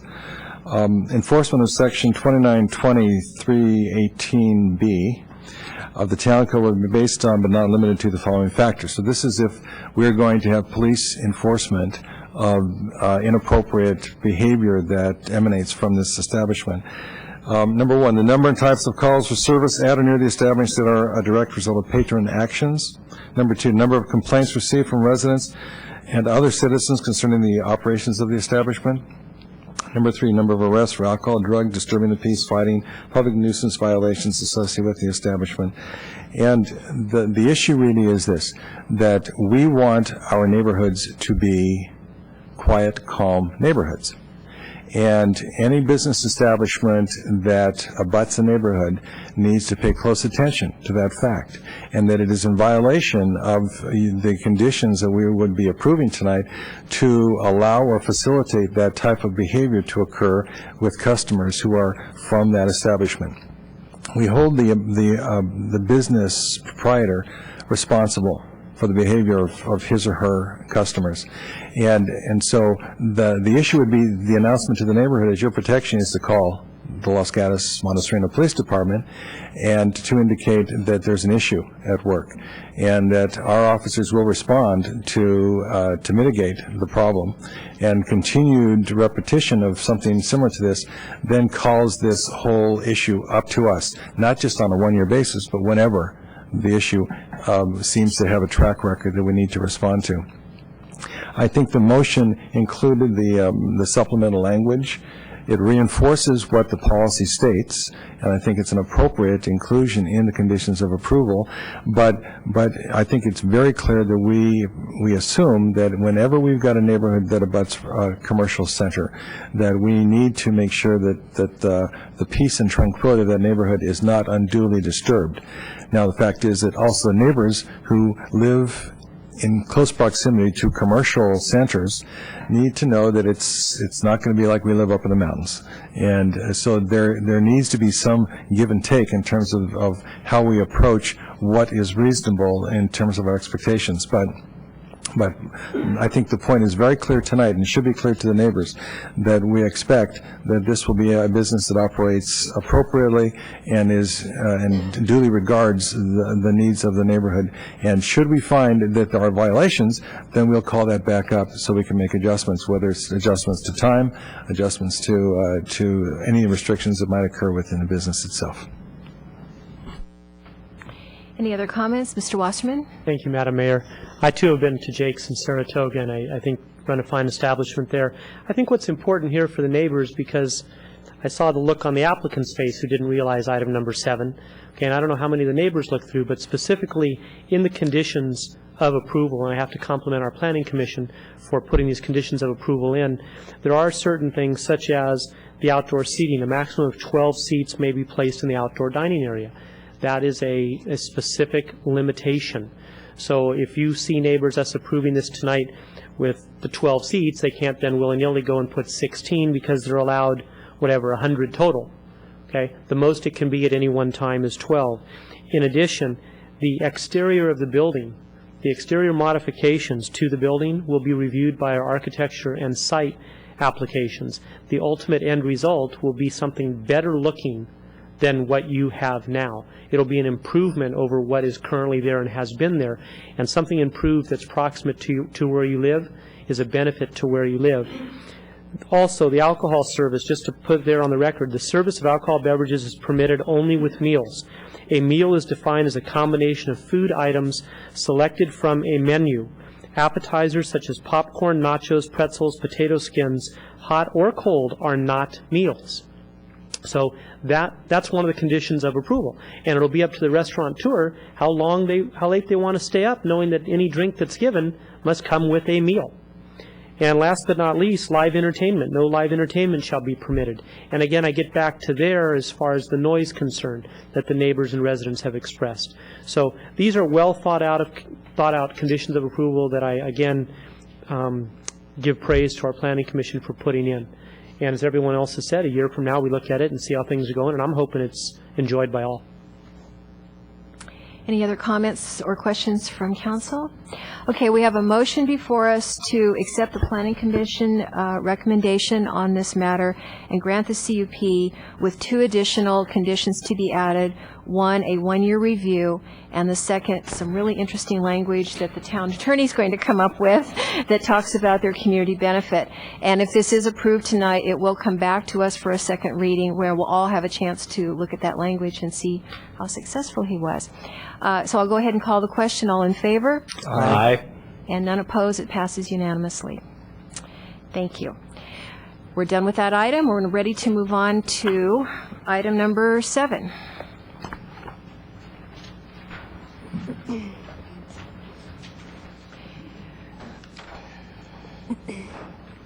Item number 7 is an appeal of a Planning Commission decision denying a demolition of a single-family home, construction of a new residence with reduced setbacks and an above-grade pool on a slope greater than 30% at 132 Teresita Way.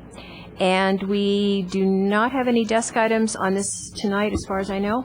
Correct. Is that correct? Correct. Okay. And once again, we'll begin with a staff report that's introduced by Mr. Larson.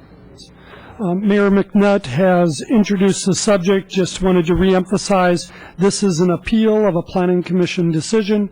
Both staff and the Planning Commission recommended denial. The applicant has filed the appeal that is before the council tonight. The staff presentation will be again made by planner Marnie Mosley, and supporting her is Assistant Director of Community Development Sandy Bailey and Engineer John Gaylord. Thank you. The property is located on the east side of Teresita Way and is accessed by way of a private easement on 136 Teresita Way. The property is non-conforming in that it does not meet the minimum lot size of 40,000 square feet.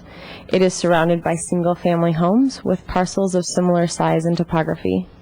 The applicant is proposing to demolish a 2,399 square foot single-story house with an attached 578 square foot garage, and to construct a 3,368 square foot house with a 220 square foot attached garage, and to encroach into the required setbacks.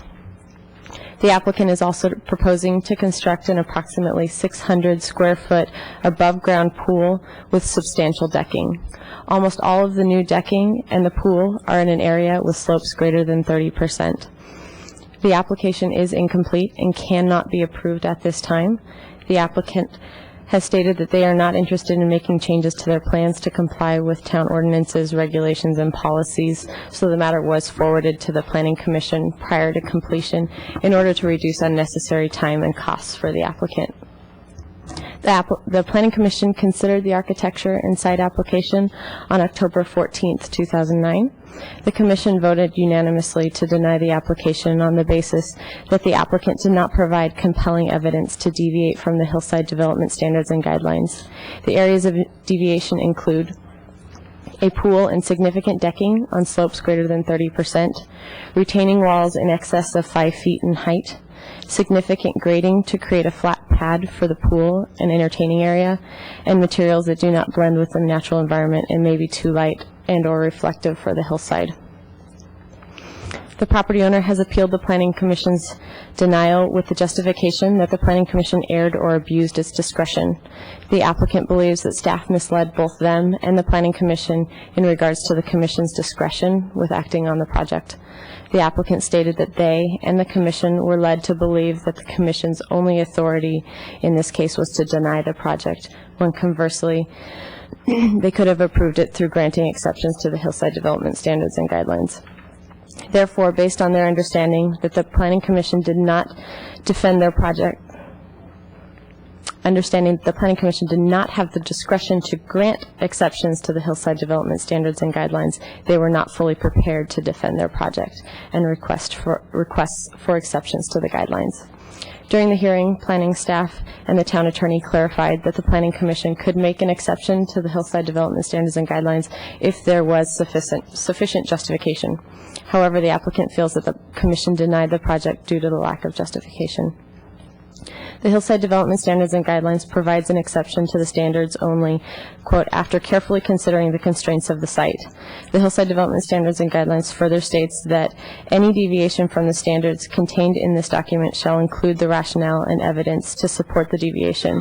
The burden of proof shall be on the applicant to show that there are compelling reasons for granting the requested deviation.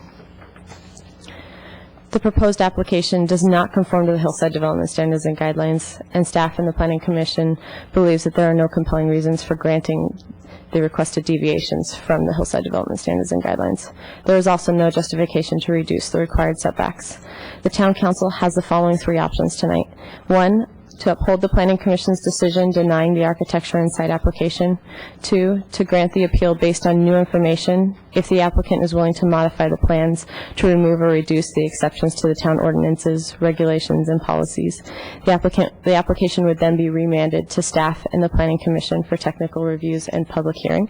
Or 3, grant the appeal based on council's interpretation of permitting exceptions of the Hillside Development Standards and Guidelines.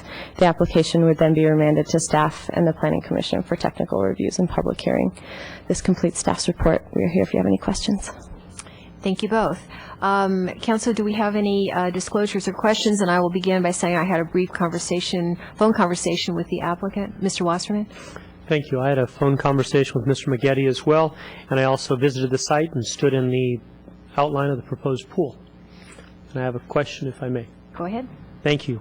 On page 4 of the staff report, the top, it says, staff informed the applicant that it would be unlikely the Planning Commission would approve the design and that their best course of action was to proceed to the Town Council. Based on the applicant's desire to proceed to the Planning Commission, da-da-da-da-da-da. I just wondered if staff could expand a little upon that recommendation, that advice, the thinking. Staff considered multiple options.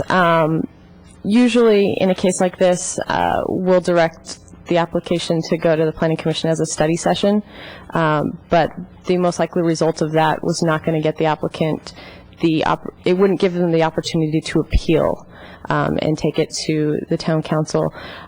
Based on previous applications and the language in the Hillside Development Standards and Guidelines, staff felt that it was unlikely that it would felt that it was more of it was possibly a policy decision to be made by the Town Council more so than the Planning Commission. Thank you.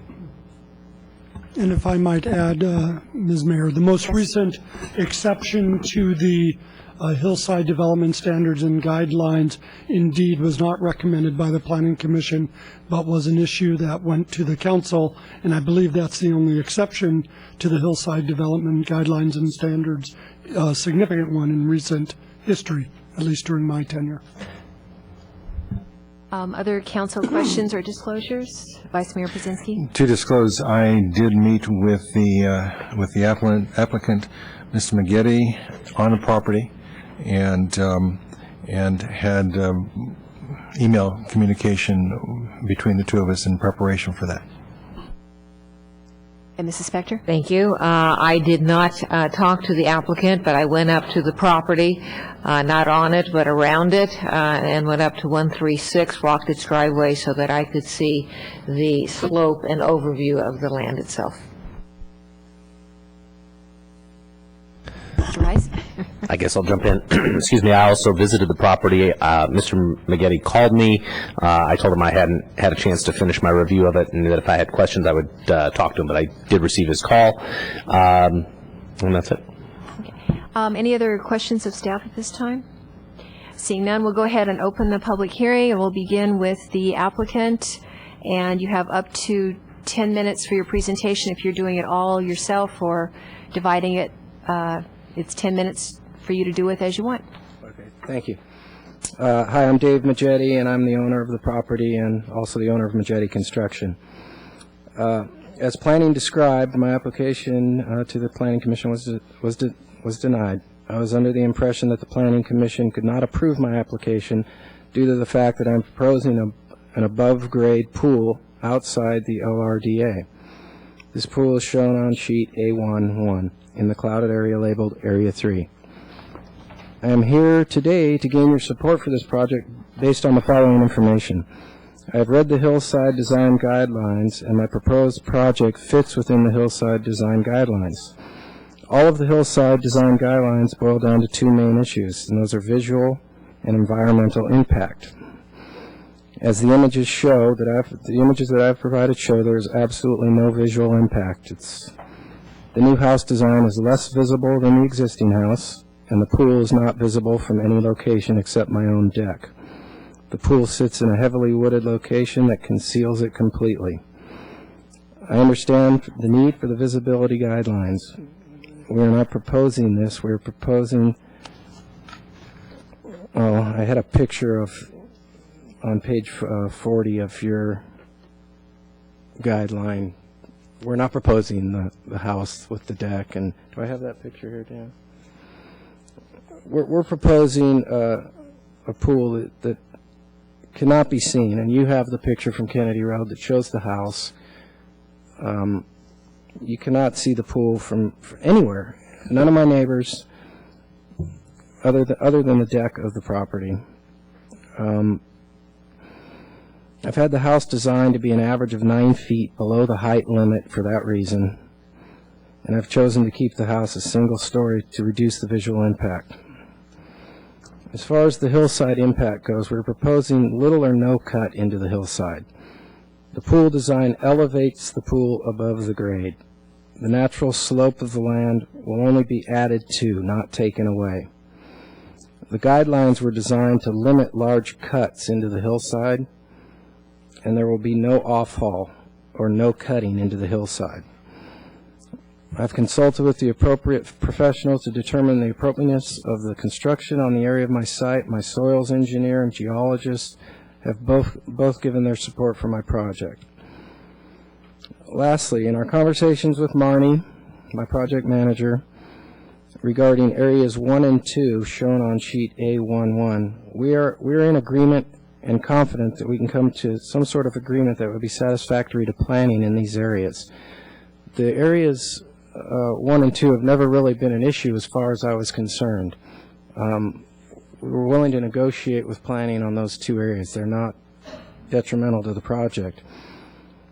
I think we need to touch on the demo just so everybody understands that a technical demo, because I'm disturbing the garage, they're calling this a complete demolition and new construction, which isn't the case at all. 3 of the 4 walls of the property remain the same. The only addition is on the north side of the property, which is the view side of the property. All the other walls remain. They just get their plate raised for higher ceilings. Now, by touching the corner of the garage, that constitutes the terminology of demolition. That's not the case, but I don't want to get stuck on that. This is about the pool. I really am confident that planning and I can come to an agreement on areas 1 and 2.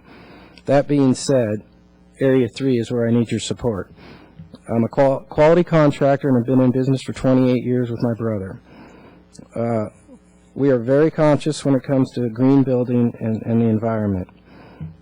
We would not propose or do anything that would hinder the hillside or my own property. This is my house where I will live for many years and would appreciate your support. And then finally, I thank you guys for returning my calls, emails, for those of you that made the trip out to the property. I appreciate it. This is just one of those things that it's frustrating, but I understand the process, and hopefully I can get you to agree with me. I also have a letter from my only immediate neighbor who dropped it off this evening. You want me to go ahead and read that now, or? You can either read it now as part of your time, or you can give it to the we might as well clerks, get it over and with. they can. Okay. Okay. This is from my only immediate neighbor where Mrs. Spector viewed my property. That's Steve Leonardis, and his letter is, I'm the immediate neighbor of Dave and Heather Majedi, who have proposed the remodel located at 132 Teresita. I've reviewed the plans on several occasions and support the project as proposed for the following reasons. The proposed project is very respectful of the hillside and is low slung. It remains a single-level property and not multi-level monster home protruding out of the hillside.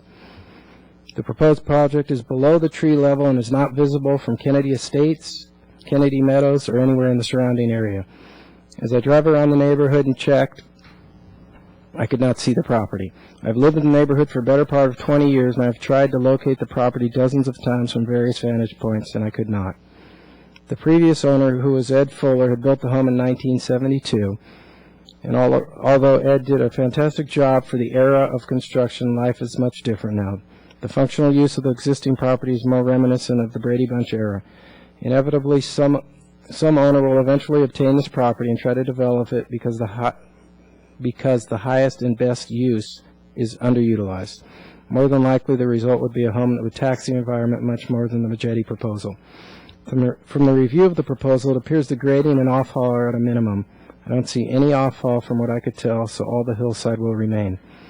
Mr. Majedi is planning on living in the property and his family's primary home. This is not a home to be built and resold as a spec home, which would typically be a lesser quality home. I'm the only one who will ever see this home. Currently, my home sits directly above it. Although I don't owe the Majedi family any favors by writing this letter, I am their neighbor and believe in personal property rights as well as the overall good for the community. This property will enhance the value of the neighborhood and community. In summary, I know it's not easy for Town of Los Gatos and staff when evaluating hillside projects. However, I feel this project is exemplary in respect to its surrounding environment, and the designer and owners have taken great care to present it this way. Please consider this information when considering the Majedi project. That's all I have. Excuse me? Stephen Leonardis, sorry. Thank Stephen you. Leonardis. Thank you. Are you done then with your Yes, yeah. with your 10 minutes? Okay. Questions of Mr. Wasserman? Thank you, Mr. Majetti. I'm interested in the comments you made. When you and I spoke, it was about the pool. Correct. We talked about pool, above-ground pool, grading, excavate, off-site, all the rest. You've referenced twice areas 1 and 2, and you talked about negotiating, working out, etc. We don't like to leave things unresolved, Yeah, that they're going to be absolutely. negotiated later. That's So it. could you please give us some specificity on the issues regarding 1 and 2, what you've been asked to do, what you're willing to do? I need to understand the situation. I understand the situation regarding Area 3. Okay. Above-ground pool, slope over 30 degrees outside the building envelope. Okay, so 1 and 2 are what my concern are, because those are new to me now from you. Okay, 2 is the garage is in the setback. And correct me if I'm wrong, Marnie, because I know we haven't really talked about 1 and 2 much, but the garage sits in the setback, and we were proposing to extend it 4 more feet, which would infringe on more of the setback. Is that accurate? That is correct. But let me make a note that any time a structure is demolished technical-wise or down to the full foundation, any existing non-conforming setbacks are lost. And Mayor, if I might add, the definition of demolish versus remodel is not a staff judgment, it's an ordinance specification. Staff had no discretion in calling this a demolition. I wanted to be clear on that point. Did you have any? Well, the other item to his- is the fireplace in the existing deck. Is that the other issue? The garage. No, the Area 1 is the garage wall. Area 1 is the approaching. garage. Area 2 is the rear deck. The existing rear deck. Yeah. And I believe a fireplace on. There are some unclear elements on the, I guess that would be the rear of the house, that have yet to be clearly defined to staff as to what those encroachments into the setback are. Okay, and through the mayor, if I may. I just want to interject here to remind everyone that this is an incomplete application, and so therefore, even if we were to decide to uphold the request for the appeal, it cannot be approved tonight. It would have to go back to staff and the Planning Commission for having the technical reports done and all of these details worked out. So it's a little bit different than what we normally have. So a lot of these things are not as nailed. That's why everyone's kind of hedging a little bit. But did you have another question, Mr. Wasserman? Yes, I may, through the mayor, if I Certainly. may, to staff. Thank you. Because this is technically, by our ordinance, considered a demolition, that then, as you said previously, then brings into play our current setback requirements as compared to pre-existing. So as far as areas 1 and 2, those are issues, and I don't want to put words in your mouth, those are issues because this is considered a demolition? Correct, but also even if it was not a demolition, they are further encroaching into those setbacks according to the site plan. Beyond the existing structure? Beyond the existing. Okay, thank you. And Madam Mayor, would you please expand upon what you just said, because I'm trying to decide what issues we can decide upon tonight, if any, as compared to just sending it back to planning to be addressed. Actually, I'm going to let staff try that because, again, this is an unusual and somewhat awkward situation. Thank you, Mayor and Councilman Wasserman. As Marnie mentioned in her staff report, we tried to differentiate 3 possible options for the council tonight. One would be to uphold the appeal and to grant the applicant the exception to the hillside development standards and provide the justification forthwith for the providing the swimming pool on the 30% grade. Then you would remand the project back to the applicant, staff, and the Planning Commission to complete the application. And you would really be addressing only the policy issue of the providing an exception to the prohibition on swimming pools or sports courts on 30% grade. And that would be a policy direction where your justification for overturning the Planning Commission would be a policy determination. A second option would be if the applicant wanted to proceed with the project without the violation of the hillside development guidelines. That would be new information based, he said the contrary at the Planning Commission, as you can read in this transcript, and you could then remand the project back to staff, the applicant, and the Planning Commission for redesign and completion of the application and the technical review, with it coming forward with no significant violation of the hillside development standards and guidelines. To date, the applicant has not expressed any interest in that, but if the applicant were to be interested in that, rather than upholding the Planning Commission's decision on outright denial, then he would have to say so tonight. That would be new information that would let you remand it back so the project could proceed without the swimming pool, without having to go through a whole new fee and permit application process.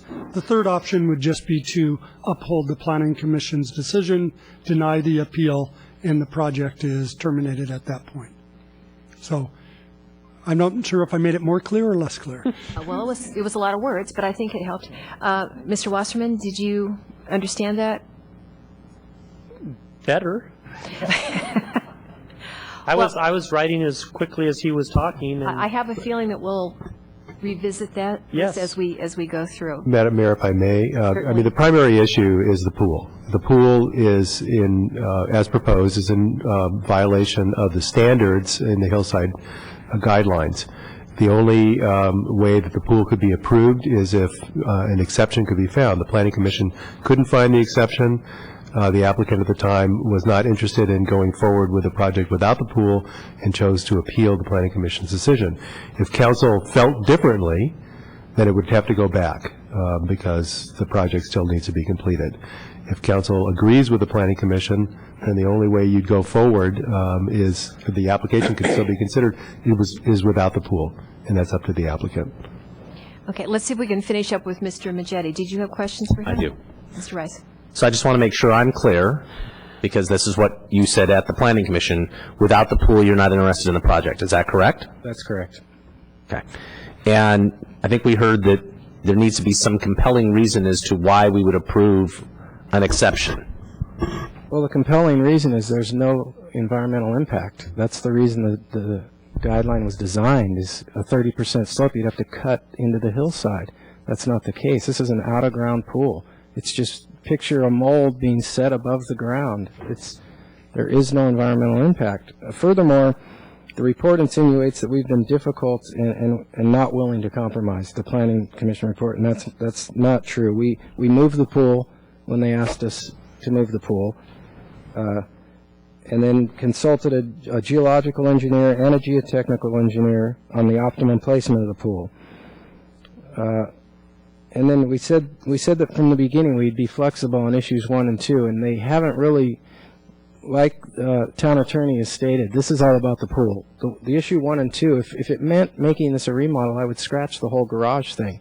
Once I do that, this becomes a remodel, because that's what breaks the 50% plane of the walls. If I thought that was an issue with Marnie, I would compromise that tonight. But I don't think that's the case. This pool is what the problem is. I don't think it's the remodel or the technical remodel or the demolition or whatever the verbiage is. Mr. Rice, did you have further questions? I'm good for the moment. At this time? Any other, Mrs. Spector? Thank you.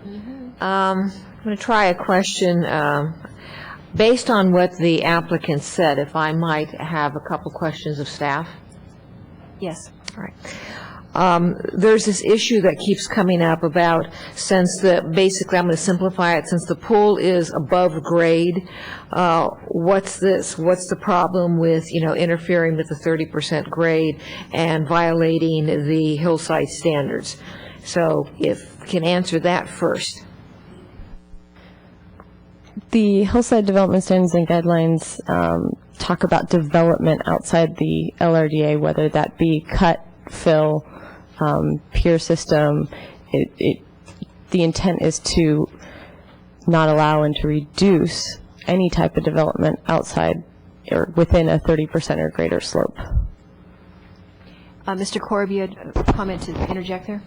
Yeah, just to supplement Ms. Mosley's point, the point regarding the pool is in a section of the Hillside Standards that deals with accessory buildings, pools, and sport courts. And what it says is, due to topographical constraints, not every lot will be able to accommodate a pool or a sport court. Swimming pools and sport courts are prohibited on slopes greater than 30%. The issue isn't whether the pool is above ground or below ground. It is the construction of anything, in essence, as defined, anything that's considered accessory on a slope in excess of 30%.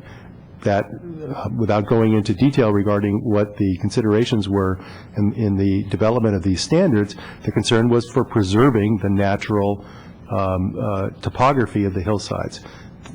I think that hopefully will answer your question. Mrs. Spector, you had a second question? That answered both of them. Thank you. Good. Any other questions of Mr. Majety? No.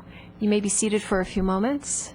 I actually have no cards, but I had a feeling that a couple might be coming, so go ahead. Lee Quintana, 5 Palm Avenue.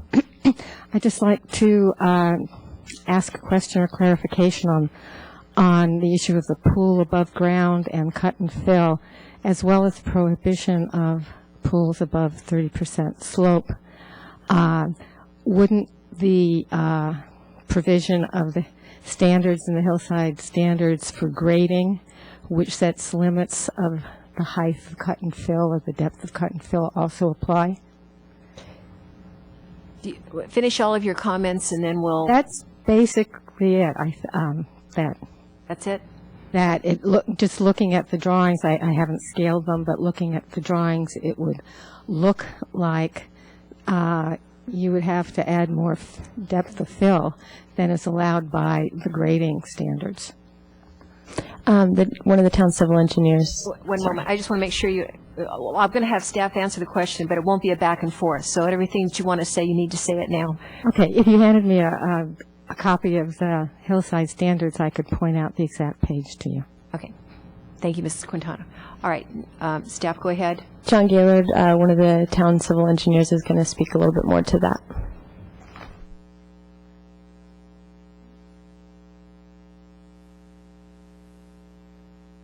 Sir, why don't you just come to the podium? That would be the easiest. That way the cameras can see you and we can. And the microphone works. I'm John Gaylord.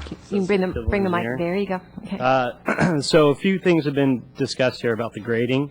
The Hillside Design Guidelines talk about maximum graded cuts and fills. So for a pool structure, it says the maximum cut can be about 4 feet, and the maximum fill can be 3 feet. The top of the pool deck above the existing grade is approximately 15 feet above existing ground. So that, there's been a little confusion over the applicant's definition of what fill is. Fill is, as defined, as any man-made thing that you put above ground. So the pool deck, the earth to fill for the pool deck and the pool itself would be considered fill. So there is substantial fill going on there. There is a small sliver of cut through the storage facility that's underneath the pool as well. Thank you. Let me see if I have a feeling council might have questions. Sure. Mr. Wasserman? Thank you. Again, this afternoon I physically walked under the deck and stepped into where the pool is identified. I knocked and rang the doorbell and did my horn, but nobody was home. Anyway, you were just describing fill as the area, and you were talking about the area, for instance, under the deck. And the deck was at a certain point, if the slope was like this, the deck was some 15 feet above the ground at its highest point. Correct. Are you telling me that in some respect that's considered fill? Is that what you're saying? Correct. Okay, I defer to your expertise. I don't know how to interpret that the way you are. Yeah. So although the land went like this and you build a deck like this, with wood and some concrete Well, no, pylons. sorry, I'm sorry. If it's cantilevered out and if it's wood piers, that would not be fill. Okay, so let me, if I may just, this particular home, the hill went like this, let's say 30 degrees, 35 degrees, make it over 30 degrees, 35 degrees. The deck I walked out on went like this. I went under the deck. It had 4x4, 6x6 posts going to concrete down there, and the Simpson ties holding them on. So there's no fill involved there, correct? Correct. In the proposal with an above-ground pool, I'm sure like any pool, you want your pool to be pretty level. So the pool goes like this, and the slope goes like this. And again, there'll be concrete pylons that go down into the ground and come up to support the pool, so the pool deck is relatively level. Correct. There's no fill in there either, correct? There's no fill in there if it's a pylon decking that's supporting the pool. Okay. However, if you look at A4.0, which is the only document that they've provided that kind of shows you the design, it's a section cut through the home. Gotcha. It's also behind the council. Yeah. And what isn't shown on here is the existing ground that kind of cuts through. But what you would tell if you can look at, see where the pool equipment storage facility ends? No, can we put this up there? Yeah. Do we have it? I'm sorry, because you say where the existing ground is not shown. Yeah. I thought this, yeah, I've got the A4.0. We may not, can we put it up on the screen, or? Yep. And it is also available behind the mayor's seat next to the logo. There you go. I assumed the horizontal and vertical lines were in fact the ground. Do we have the pointer here? The laser. And you can also take the microphone off and take it with you. Thank you. Okay, it has not been defined by the applicant, but the existing ground where you see the retaining wall here ties into the existing ground. Then this is shown as existing ground up here. This is where the back of the pool equipment. Okay. So the existing ground, and it's not shown on this, and I was not planning on sharing this with the council here, but would crudely come down in this direction. So all of this material here is fill. Okay. Thank you. Are we done with him? I want to finish that question if I may. Oh, I thought you were finished. Thank you. Okay. So the cut portion would come where you see the pool equipment storage. Right. And the fill portion would be to the left of that, below the pool. Correct. Okay, and given that cut and that fill, does that violate our hillside design guidelines? If you went, I can't tell specifically, but these walls are 4 feet, I believe, from the top of this wall to the top of this wall. So we're looking at this somewhat schematically, because the exact information has not been provided, but that looks to be above, I believe it's 4 feet that we require it to be under. So yes, that would. So this design violates our cut and fill hillside, appears to violate. Appears to violate. Appears to violate. Okay, thank you very much. Thank you, Madam Mayor. You done? Mrs. Spector? Thank you. Going back to where you just had your pointer light there, is that a slope greater than 30%? Yes. I'm going to put another exhibit up here, and this kind of shows the area of 30%.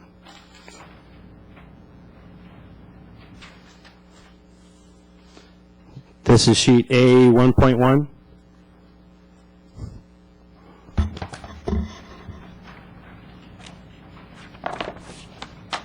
And this was provided by the applicant, obviously, and this is the line of 30%, I believe, right through here. I'm going to go up here and just, yeah, right through there. The slope gets above 30% on this side. There's a little section in here you can kind of see as a darkened line that's below 30%. The rest of this slope is above 30%. Thank you. Okay, thank you very much. It was very helpful. Thank you. We have other public comment rushing to me. Citizen Ray?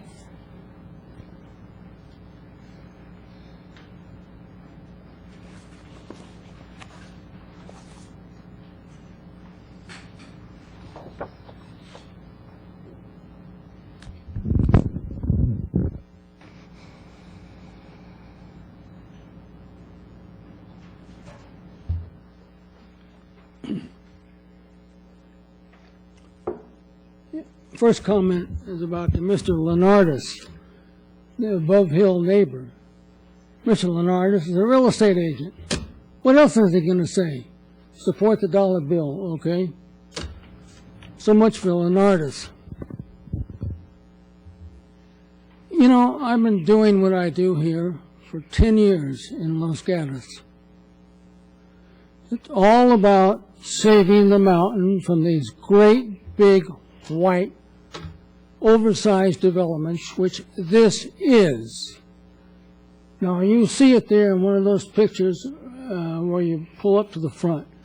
It's nothing but a series of boxes, cubicles, cubes, all painted white, about 4,000 square foot, entirely visible from Wooded View Drive and every home on the ridge across the way, okay? And they lie when they say it can't be seen. They lie. They're liars. And what you have to understand, the hillside design guidelines are just the details to ensure the overall arching philosophy of the community values of the mountainside, okay? The idea is to save the natural beauty of the mountain from the next and the next and the next DeSantis and this ugly white set of cubes, 4,000 square foot. It'll set a precedent for the next one, and the next one, and the next one. If that's what you see for our mountain, is this ugly overdevelopment that has nothing to do with blending into the natural beauty. So the natural beauty is foremost as we look up at the mountain, okay? That's the whole idea. That's why I come down here. You approve something like this, you can just eliminate the Planning Commission, eliminate the hillside design guidelines, and eliminate me. You want to eliminate me from public testimony after 10 years? It's easy. Approve this on appeal. It is so ugly. What a temptation for Mr. Brzezinski and Ms. McClung. What a temptation. What a way to get rid of Citizen Ray, okay? We get the bucks from this gross overdevelopment. We get top property taxes from a 1972 development. My God, that's pre Prop 13. I mean, I can just feel the vibes from you two. You just love it. You want to prove it because it's all about dollars. Thank you, Mr. Davis. Our next speaker is Dan Townsend.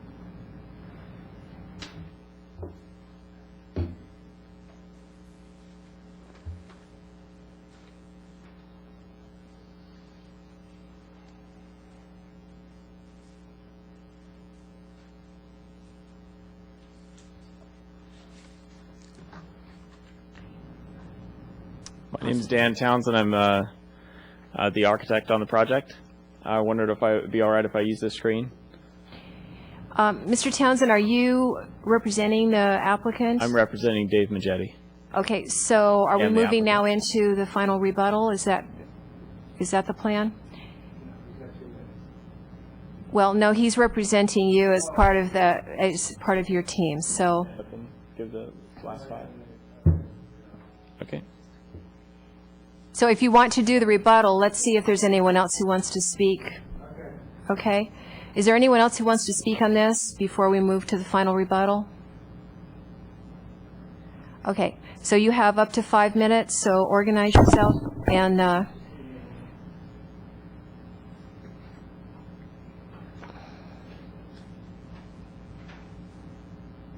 It sounds like there's a bit of confusion about the cut and fill, so John Gaylord had placed that drawing up there. I had one that had a little more information that I thought may be useful to you. I just wanted to put up there for your use. technical.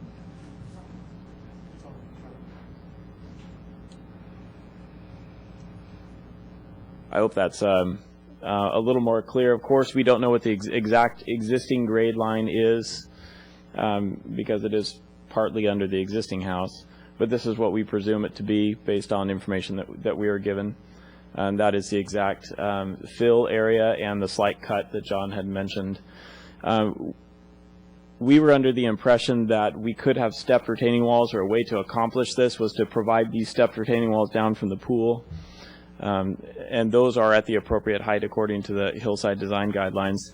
If it made sense for the town council, this pool is largely schematic. We haven't designed a structure for it. We don't know what the footings exactly are going to be. We don't want to get that far into it, not knowing whether this was going to be an approved project or not.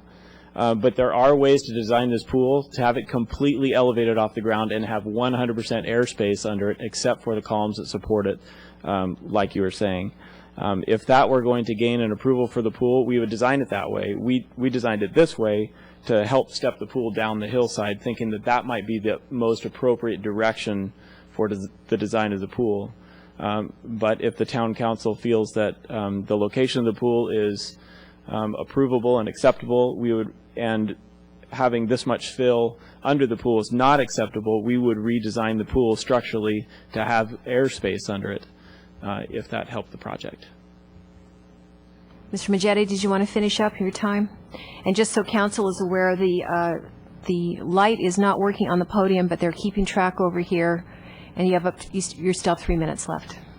Okay, I wasn't going to bring it up, but since Ray did, I looked down on the DeSantis project. So I spent the summer watching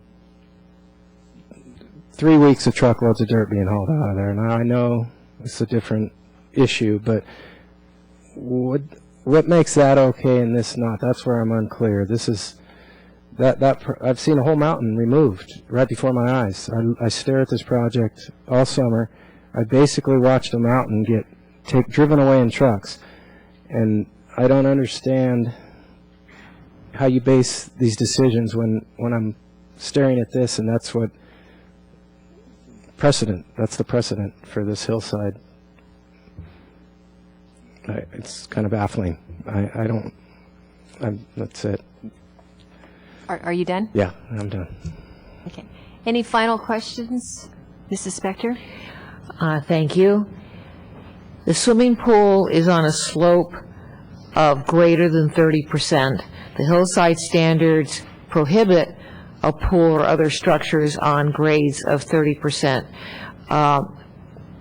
What is your response to that? You mean you were talking about your concerns about the DeSantis project and the amount of grading that you see in Offhall. But let's stick with the 30% issue.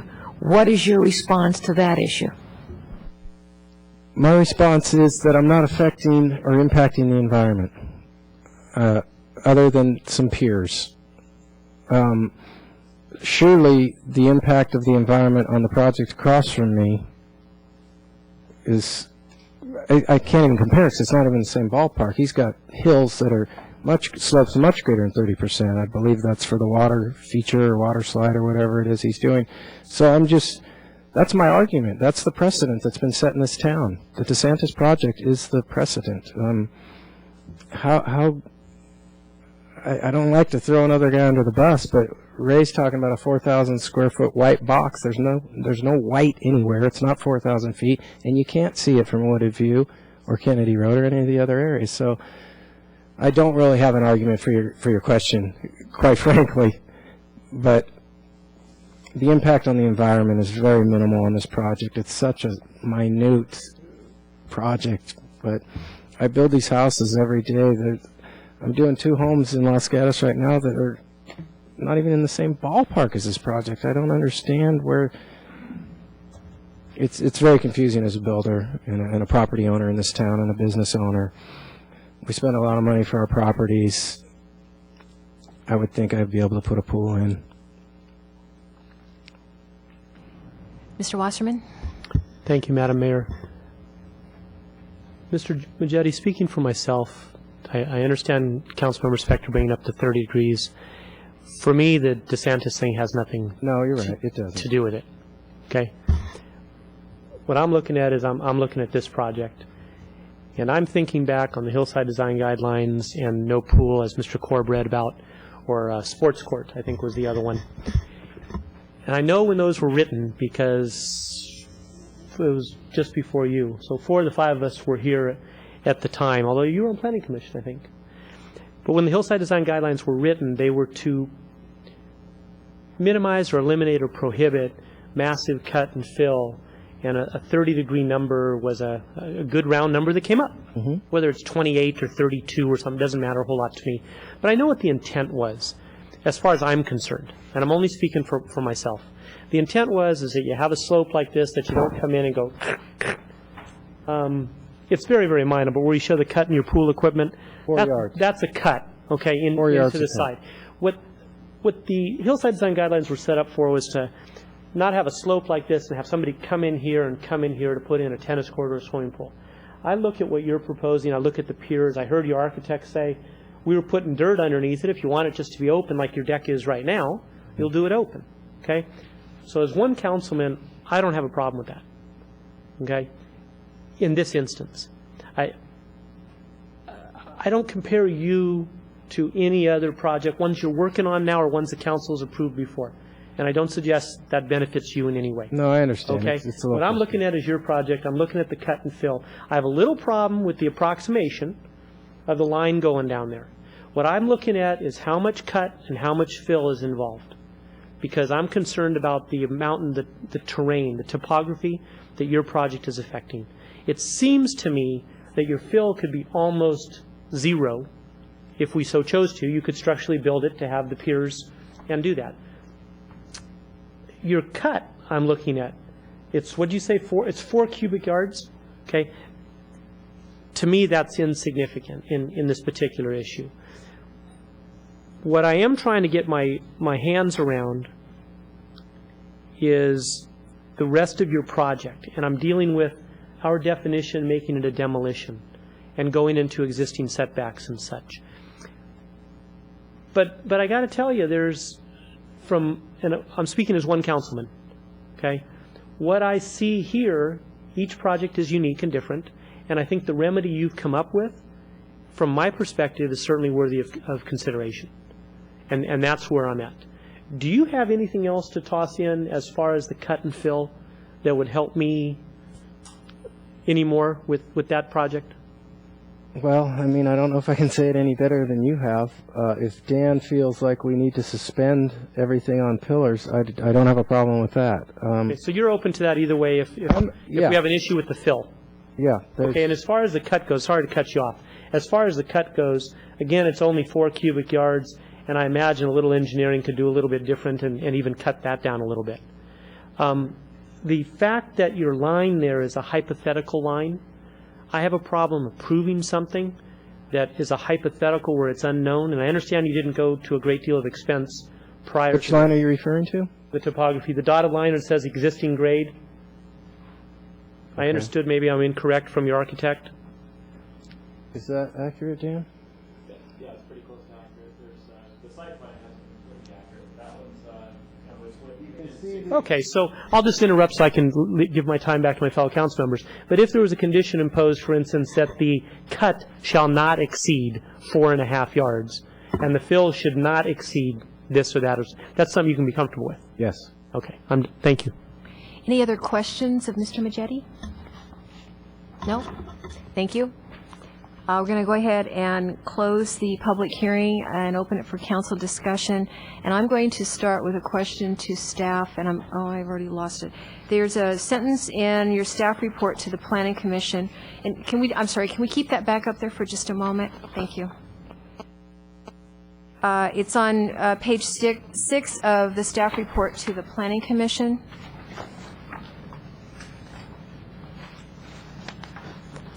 And it says that staff's interpretation is that the proposed concrete to create the above-ground pool and decking is fill.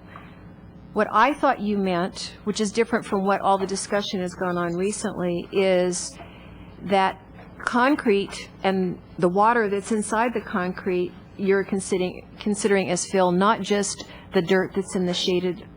So did I misunderstand that? No, it's correct that any additional substance to support that pool would have been considered. It wasn't clarified to staff what that material, whether it was dirt or concrete, was going to be underneath the pool. Traditionally, and John could have spoken better to this as far as what portion of the pool construction itself is exempt from that calculation. But just let me try it a different way. So this is an above-ground pool, so there are walls here, so it's not sunk down in. So you've got the dirt underneath, which obviously is fill. You've got walls above ground, and my thought what you were saying is these concrete walls that are above ground would be considered to be fill because it's higher than the 4 feet. We have another answer coming from another source. I would actually prefer if that he would come over here, and because that way he can be on camera. And sorry.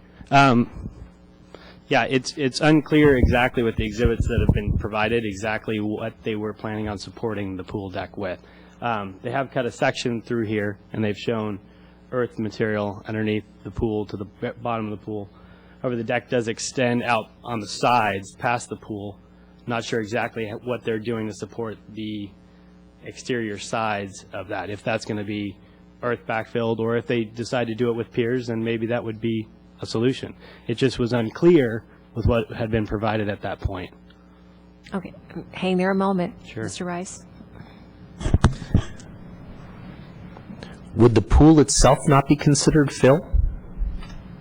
Pools typically aren't suspended, and so it's not a typical situation that we've seen this. I've been with the town a little over a year. I have not seen a suspended pool up in the air. It's something I discussed with the building official.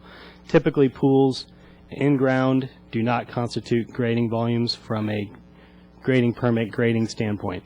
Yeah, and maybe this is more for discussion than question, but where would the fill stop is what I'm getting at, because you've got the walls going up, and then you've got water between the walls. So to me, what shows as fill is not all that's fill. Is that what you were getting at? That's what I was getting at. Okay. Thank you. Thank you. Thank you, sir. Sure. So, thank you, Mr. Rice. So that was, I think, the philosophical question we have is a suspended pool part of fill and part of the calculation? So back to council for comments or motions. Mr. Rice? Not ready to make a motion yet, but just a comment. I'm not sure philosophically I have a problem with the encroachments in Area 1 and 2 because to some extent they already exist. The extension on Area 1 does not seem to be egregious. I do have a problem with Area 3. And if the pool is a make or break issue for the applicant, it's going to be a break as opposed to a make. The rest of the house, I'm relatively comfortable with. I don't think it's, at least from the limited information that we have, I don't think it's going to be particularly visible. I think it's, he's taken great care to put it at one story as opposed to going higher and the like. I'm just going to have a real tough time coming up with a reason to accept the pool on that slope with what really, from my perspective, is probably going to be more like 15 feet of fill, the way I interpret it. Vice Mayor Brzezinski? Thank you, Madam Mayor. A question about, away from the pool for just a moment. This is a non-conforming lot. It's under 40,000 square feet, correct? Correct. And the issue relative to areas 1 and 2 related to the technical demo. And the technical demo says that by those inclusions, areas 1 and 2, we've gone beyond the 50% of retained exterior walls. Okay? And by so doing, this now is a demo rather than a remodel. Now, since it's a non-conforming lot, and since we are talking about a structure that's already in place on this non-conforming lot, technically, if this is a demo, then by the adjustments made by the application, would the current house have to be demolished actually to be in conformance with the new language, which says now this non-conforming lot, the accommodations that occurred in this non-conforming lot when this house was built in 1972 or whenever it was built, do those accommodations now actually cease to exist? So that technically he can't live in the house that's on that property if it's a demolition. The town code permits existing non-conforming setbacks to remain, and as well as that, additions to extend a non-conforming setback as long as it doesn't encroach any further. There is the allowance in the town code to make exceptions on non-conforming lots, provided that justification is provided by the applicant to show that it is compatible with the existing neighborhood. The intention of that was to allow new structures to fit better into an existing neighborhood with non-conforming setbacks. That justification has not been provided to staff, which is why staff has shown that issue in the staff report. Staff doesn't see it as a significant issue in comparison to the pool, but it is one that has not been appropriately addressed by the applicant. So technically, if I might, what in areas 1 and 2 is being described as exceeding the limitations on the structure of the walls, going beyond the 50%, those actually could be allowed by exception if there were justification given that was acceptable to the deciding bodies. I think we're on a little bit two different pages here. The exception number 2, I believe. That's the back deck. The back deck and that encroachment there is part of the addition, so that's not a break in the 50%. The main break in the 50% is the garage, which also is an area where they are looking at encroaching into the existing non-conforming setback even further. So there's two different issues as far as if you remove those encroachments, it's not going to remove the technical demo aspect. If you remove the encroachments, you're not going to eliminate the technical demo. The aspect that it is considered a demolition by town code. And that's where I was hearing you. Okay, well, I need to get that clarified, because my assumption was that the applicant could eliminate the proposal for the extension of the garage, the 4 feet or whatever it is they're proposing, and eliminate that back deck, that is the east elevation, decking where the chimney is supposed to go. Eliminate both of those, he then comes under the 50%, and therefore it's no longer a demo. Is that not correct? If he removed the addition to the front of the garage where he is proposing to extend the garage 4 additional feet, there is a possibility that it could comply with our demolition ordinance. That information has not completely been analyzed because that's not been the proposal. So I can't speak to the definitiveness that if they remove that it wouldn't be a demolition, that they'd comply with the 50%. The encroachment along the rear of the property is in an addition that they're proposing. It has nothing to do with the existing structure. So existing wall area. Okay, so that's referencing area 2. And you're saying that the wall line, area 2, since that's going to be extended into that extra the extra addition to the property, that's not that does not impact. That's not part of demolition. the technical demo aspect. Okay, so it's only because the it's garage. not existing walls. So when we're looking at the technical demo, when we're looking at demolition of a property, we're looking at existing wall area that's being demoed or retained, and they have to retain 50% contiguous wall area. So if the applicant were to say to you tonight, or say to us tonight, I'm interested in not doing the addition to the garage, pulling that out 4 feet, I will take that off the table, then you would have to analyze that to see whether or not we've still got a technical demo, and that hasn't been done yet. Correct. Okay. So tonight, we actually could not determine whether or not the proposal by the applicant or theoretical proposal would accommodate this issue of the technical demolition, and that's even excluding the whole question of the pool. Okay, but that to me is a piece of information that would be new information, because as of this juncture, the application included that 4-foot extension, and that was part of the Planning Commission's determination, correct? That was part of what they reviewed, correct. Mr. Larson? Yes.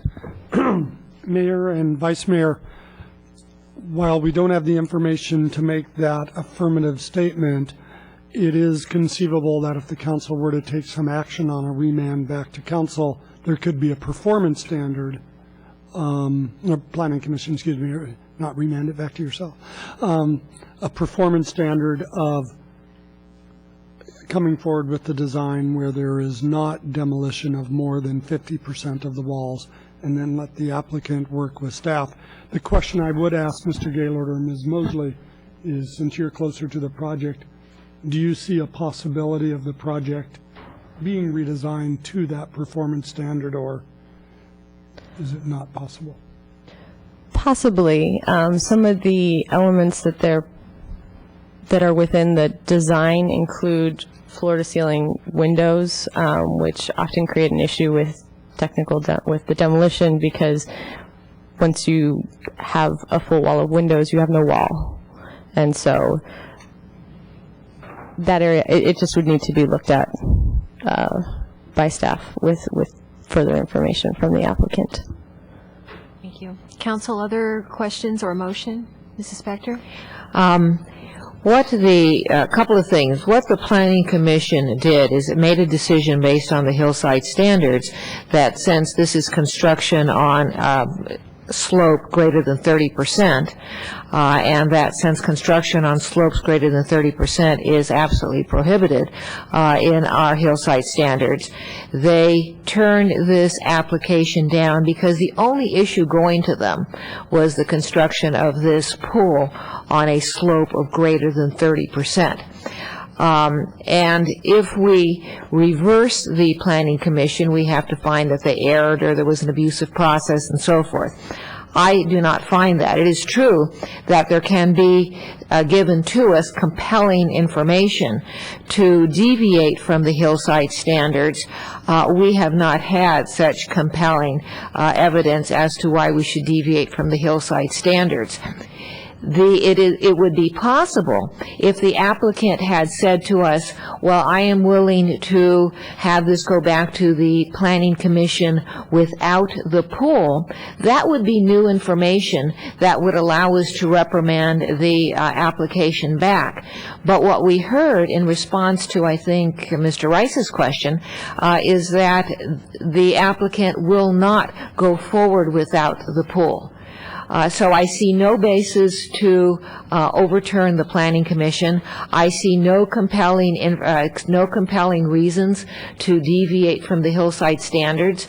And quite frankly, I would like to send it back to the Planning Commission without the pool, but we have no information in the record that we can do that because the applicant has said he doesn't want to do it. Were you leading up to a motion? I wasn't, but would you like me to lead up to a motion? Just asking. All right. You want me to go? I'll go for it. All right. Then I'm going to move to deny the appeal for all of the reasons I just said. And we'll see if there's a second. Is there a second? Second. Okay. Discussion. Mr. Wasserman.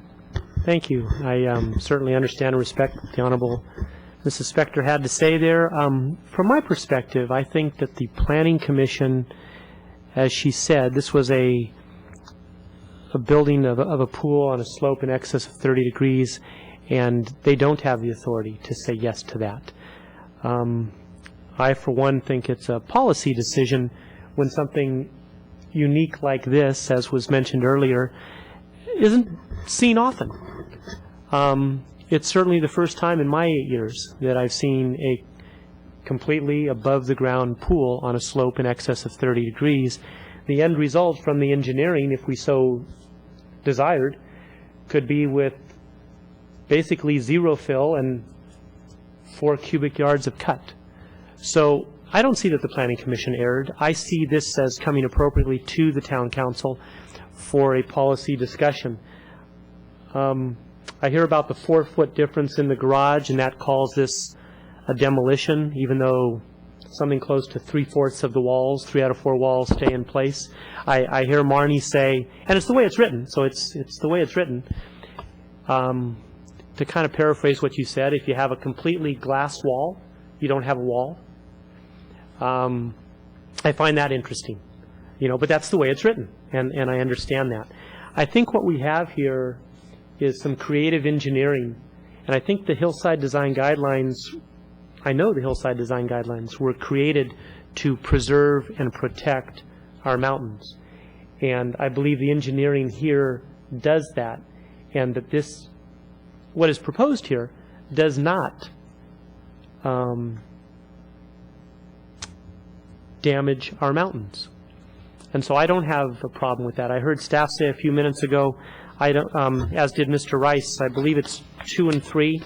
Don't I have the right numbers? 2 and 3. 1 and 2. Thank you. Don't have a big problem with 1 and 2. The pool must be in 3.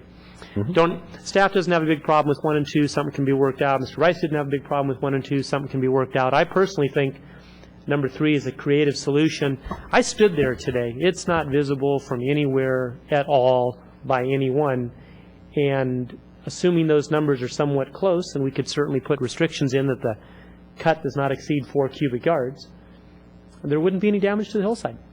So I'm not able to support the motion the way that it is. I'm in favor of it going back to Planning Commission with direction from council saying it's okay, Planning Commission, because there is no cut to speak of in the design of this pool that's on a slope of over 30 degrees.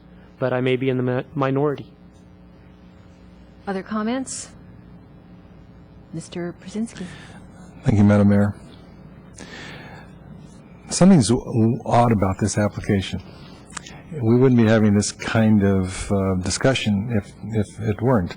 And I think as I go back to it, it looks to me like there were parts of this application as it was proposed, and then the initial negotiation with staff ensued, wherein expectations were requested by staff to have changes made, but there was also kind of an underlying thought that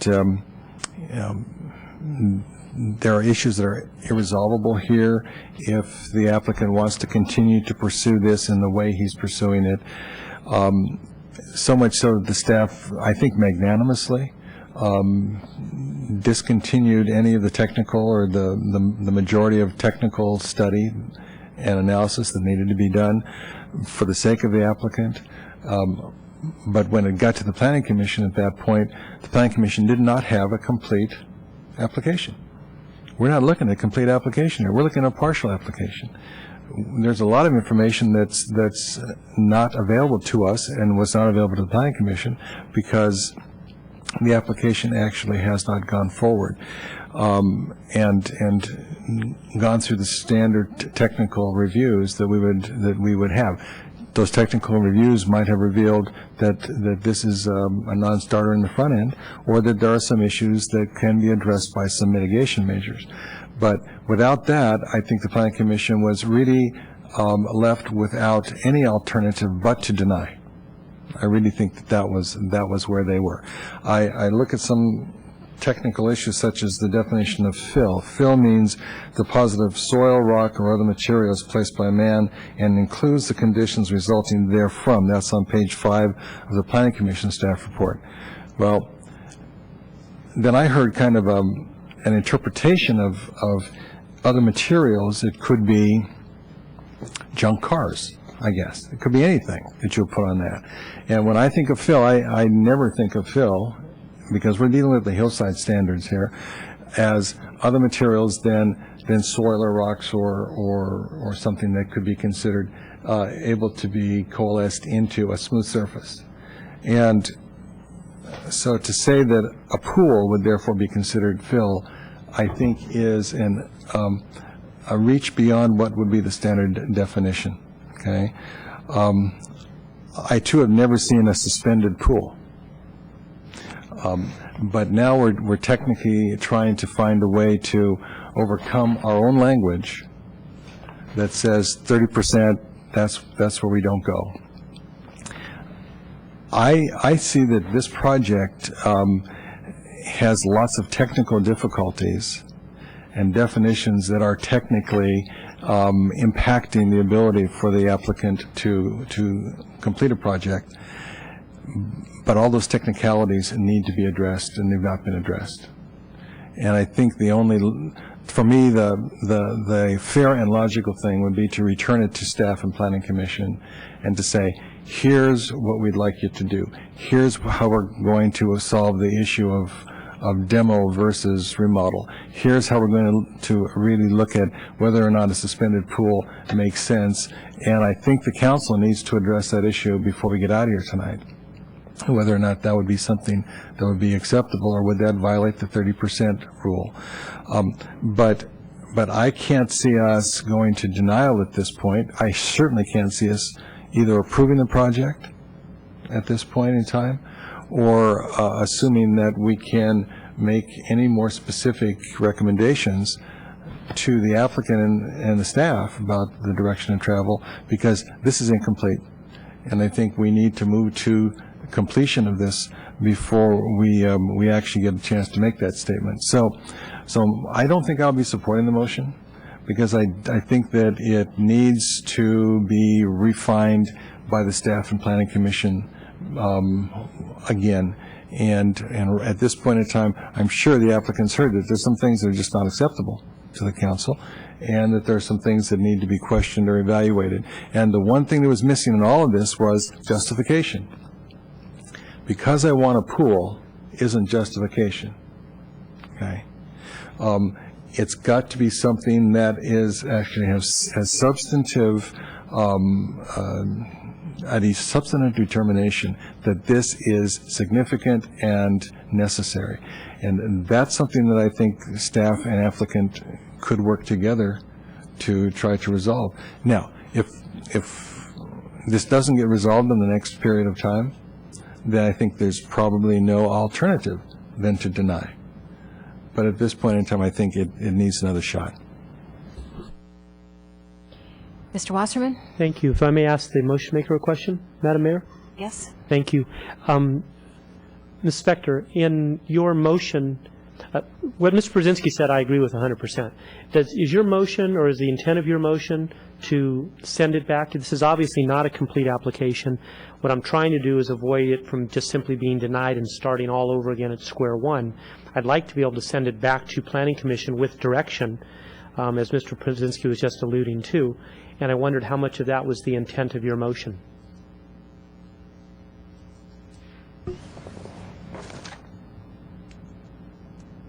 Through the mayor? Yes. I'm sorry, I was waiting. All Go right. ahead. I was going to answer for you. Go ahead. As I said when I made my motion, and I thought clearly, but obviously not clear enough, I too would like to send this back to the Planning Commission. However, we have no basis for doing that. We have no basis under the Hillside standards for approving the pool. The applicant will not go forward without the pool, so therefore we have no new information and no basis for sending it back to the Planning Commission. It's not my desire. However, it is our standards, not our policy. It is our standards, and it is the evidence that we have received from the applicant. In other words, the motion is to not grant the appeal and the project is finished. Understood. Okay. Additional comments from council?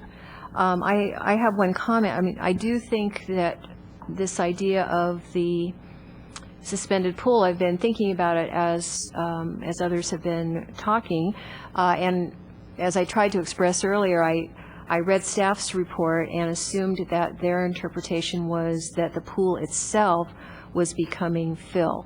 And if that were true, then it would certainly not work. On the other hand, I'm thinking, well, if you are building a playhouse there, let's say, and let's say it's not a pool and it's on top of that fill, would I consider a playhouse to be part of fill? Well, no, I would not. So we have not dealt with this before, and depending on what happens on this motion, we may have more conversation on that, but it's an interesting point. So I am inclined to go ahead and call the question on the motion that's on the table. Mr. Corby, you have something urgent to say? No. I really want to, but I will refrain. Mr. Wasserman? Thank you. I do. I would argue that this is an issue, item C, that this is an issue or policy over which the Commission did not have discretion to modify or address, and for that reason that we have the right to send it back. Now I have to ask a question. What is the basis for saying that the Commission did not have a basis for saying that the exception wasn't made, that the facts justifying the exception weren't made? If I have to draft a resolution granting an appeal on the question of whether a pool can be allowed on a 30% slope, which is separate and apart from the grading, prohibited under the hillside standards. That is a separate standard. And there is an exception allowed, but the exception has to be based on compelling facts made by the applicant. I would have to put those facts into the resolution, so I need to know what they are, if that's where the council would be interested in going. Through the Mayor? Mr. Wasserman? Thank you. What I would argue the compelling facts are that the standards that we have now talk about not putting a pool in on a slope in excess of 30 degrees. This, to me, is not putting a pool into a slope of excess of 30 degrees. This is putting it on top. This is unique engineering that I haven't seen before. Mr. Brzezinski in his 12 or 13 years hasn't seen before. And for that reason, I believe what was written in our standards, the way they apply, we were all thinking about digging a pool into the ground. And this is not that. And so for that reason, that would be the exception that I think applies here.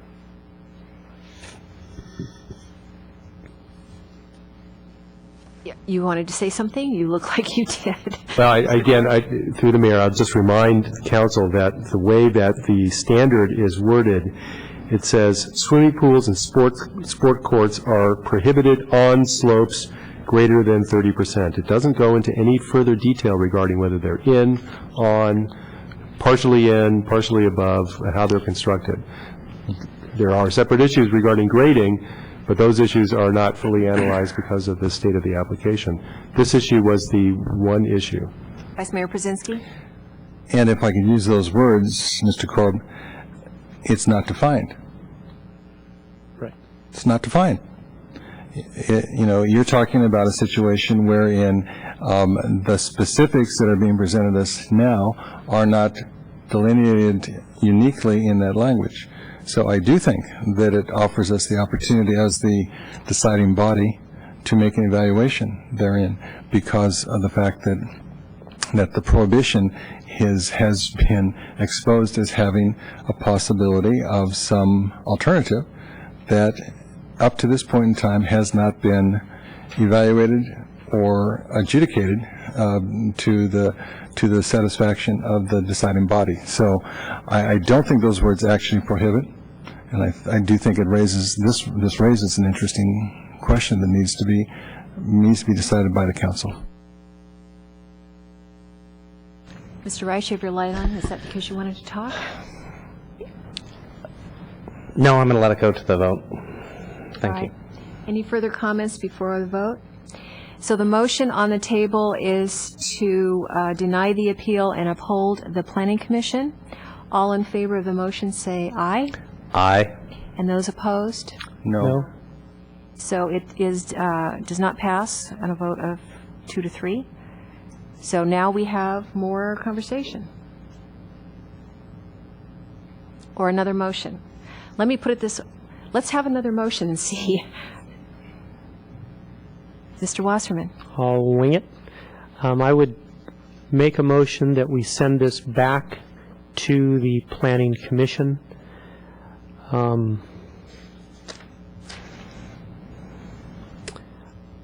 I believe, I guess I go back to what I said before. This was a issue or policy which the Commission did not have discretion to modify or address, so I certainly understand them sending it to us.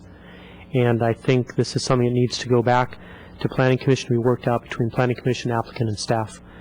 And from my own personal standpoint, I'm looking at 4 yards of cut, and I think this can be worked out.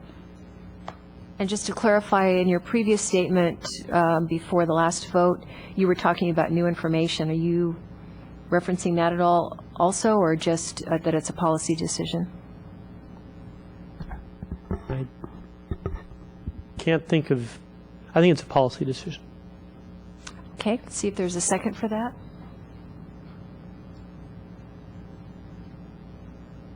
No second for that? Then dies.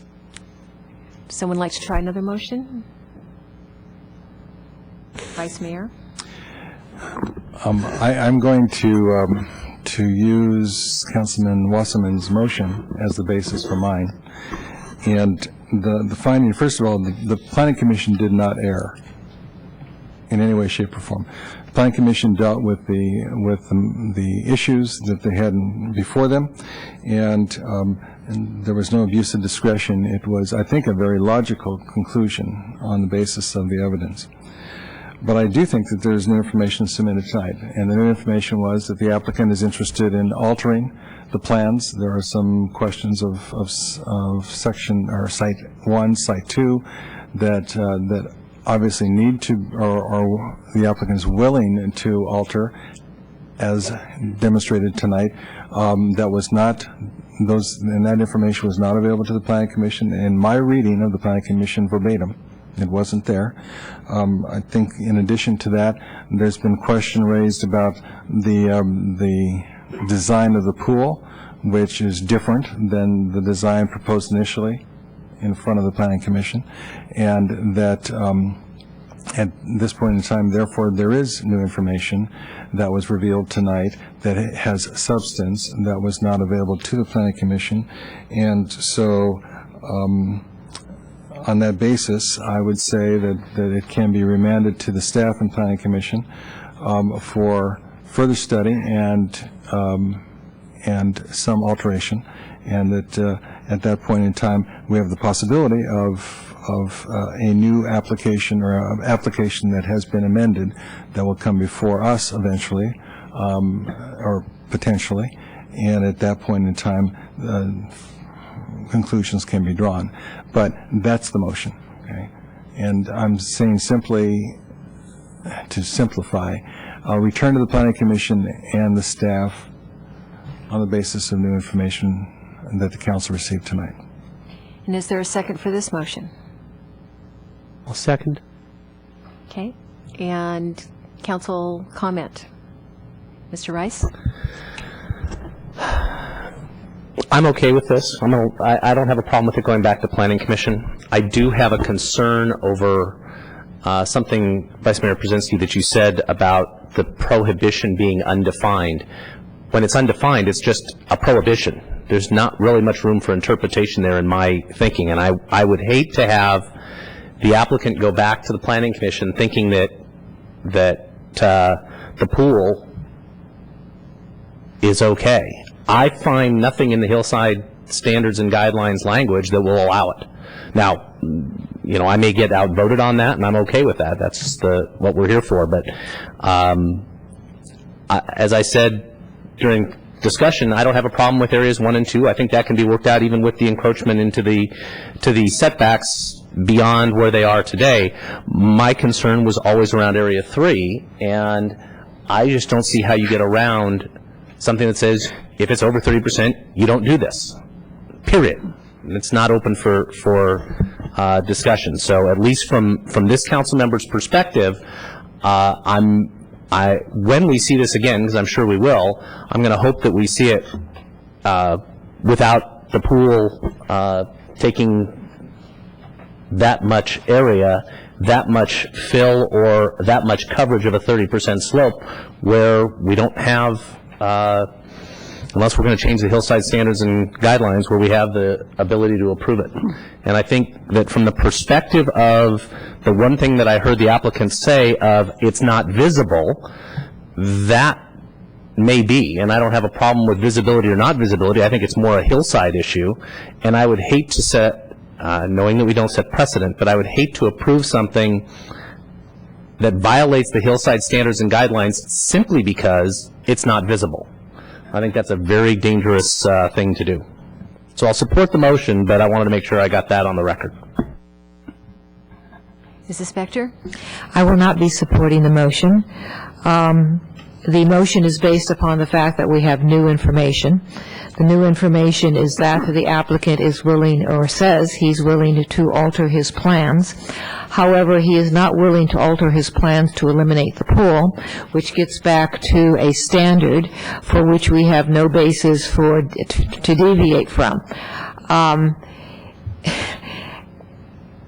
The staff has done something that I think they did in order to benefit the applicant, which is to bring the pool issue forward and allow that pool issue to help the applicant to decide whether or not he wants to go forward.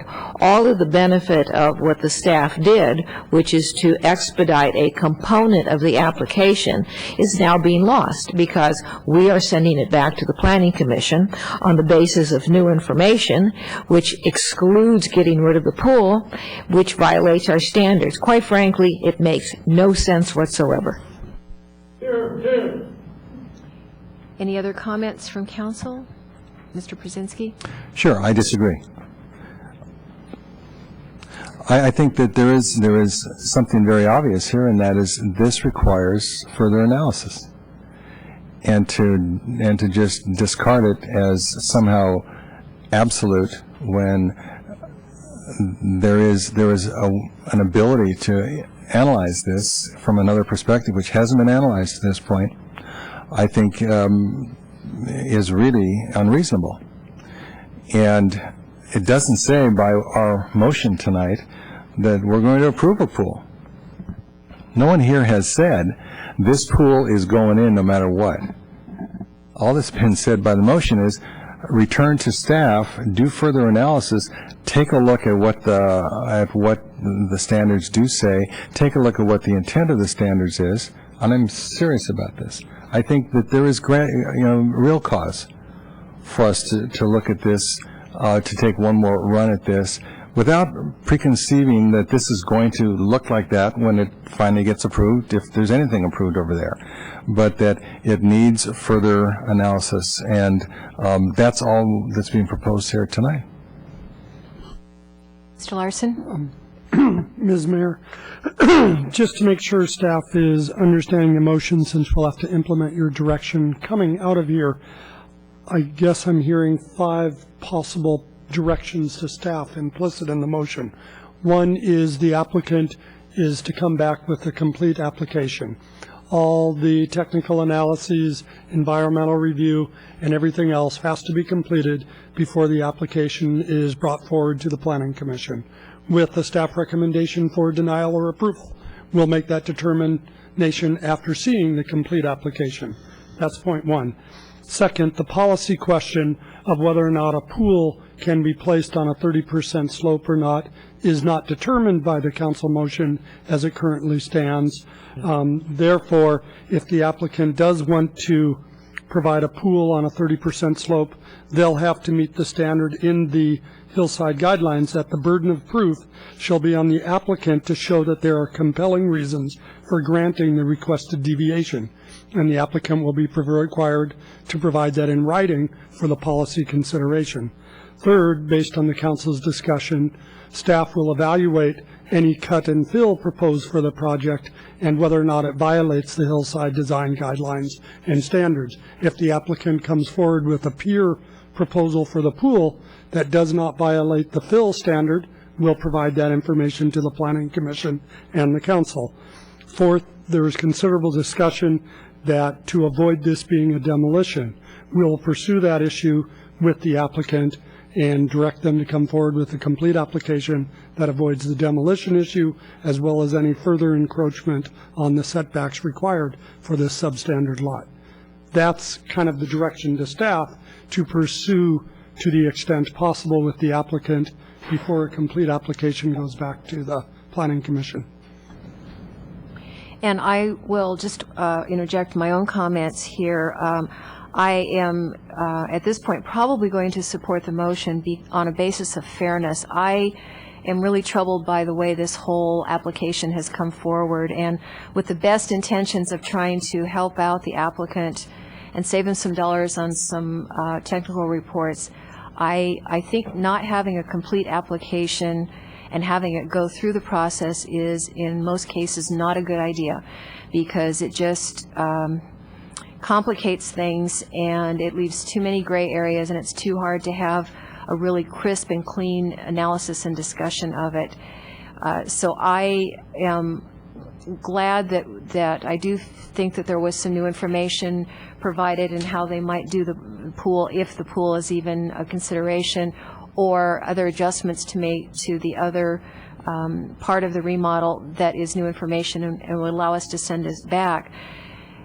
I want to give the applicant a chance to think this through. He's heard a lot of conversation here tonight, 2 or 3 hours worth of conversation. In fact, he's heard no promises that anything is going to be approved on any part of his project. So to really think through how much he wants to do the investment on a full application, how much he wants to take the time to go through a process that could end up not only with staff, Planning Commission, but back here at Town Council, and make his decisions. But I think we need to give him another opportunity on the basis of fairness, because I just don't feel this was a smooth operation here in how we processed him. Mr. Reich had something to say? Yeah, I just wanted to get a clarification, if I could, please, to the motion maker. What I heard Mr. Larson say about directing the applicant to make the application so it's not a technical demolition, is that your intent, or were you concerned about it not being a technical demolition and being a remodel instead? Actually, I wanted to say that I absolutely feel that Mr. Larson's bullet points are right on target. Okay. Okay. And so, they need to be embedded in any language that derives from this that goes back to staff and Planning Commission. Okay. Yes, Mr. Wasserman. Thank you. And the seconder agrees with that as well. And the point I want to put in and echo is this is not an approval of a pool. So it's going to come back to engineering and architecture, and maybe the deck should be smaller and the cut should be less, and da-da-da-da-da, because you're hearing that here. But I agree with what Mayor McNutt said very, very much, that how this got to us, and in fairness, getting it back to the Planning Commission, getting it designed right, and going through the process is the way it needs to go. But you need to listen to everything that's been said. And again, I also want to reiterate that the Planning Commission absolutely made no mistake. I mean, They did what they absolutely needed to do, in my view. So if we have no further discussion, we have before us a motion to remand this item back to the Planning Commission on the basis of new information regarding possible changes in a design of a pool if one is continued to be proposed, and altering plans for the other parts of the remodel. And that if this motion passes, it would direct staff to follow the bullet points as outlined by Mr. Larson. Is that a fair statement of the motion, Yes. Council? Yes. All right, so all in favor say aye. Aye. Aye. And opposed? No. And so that motion passes 4-1. This agenda item is now over, and we're going to take a 5-minute break because we still have 2 other agenda items before us tonight.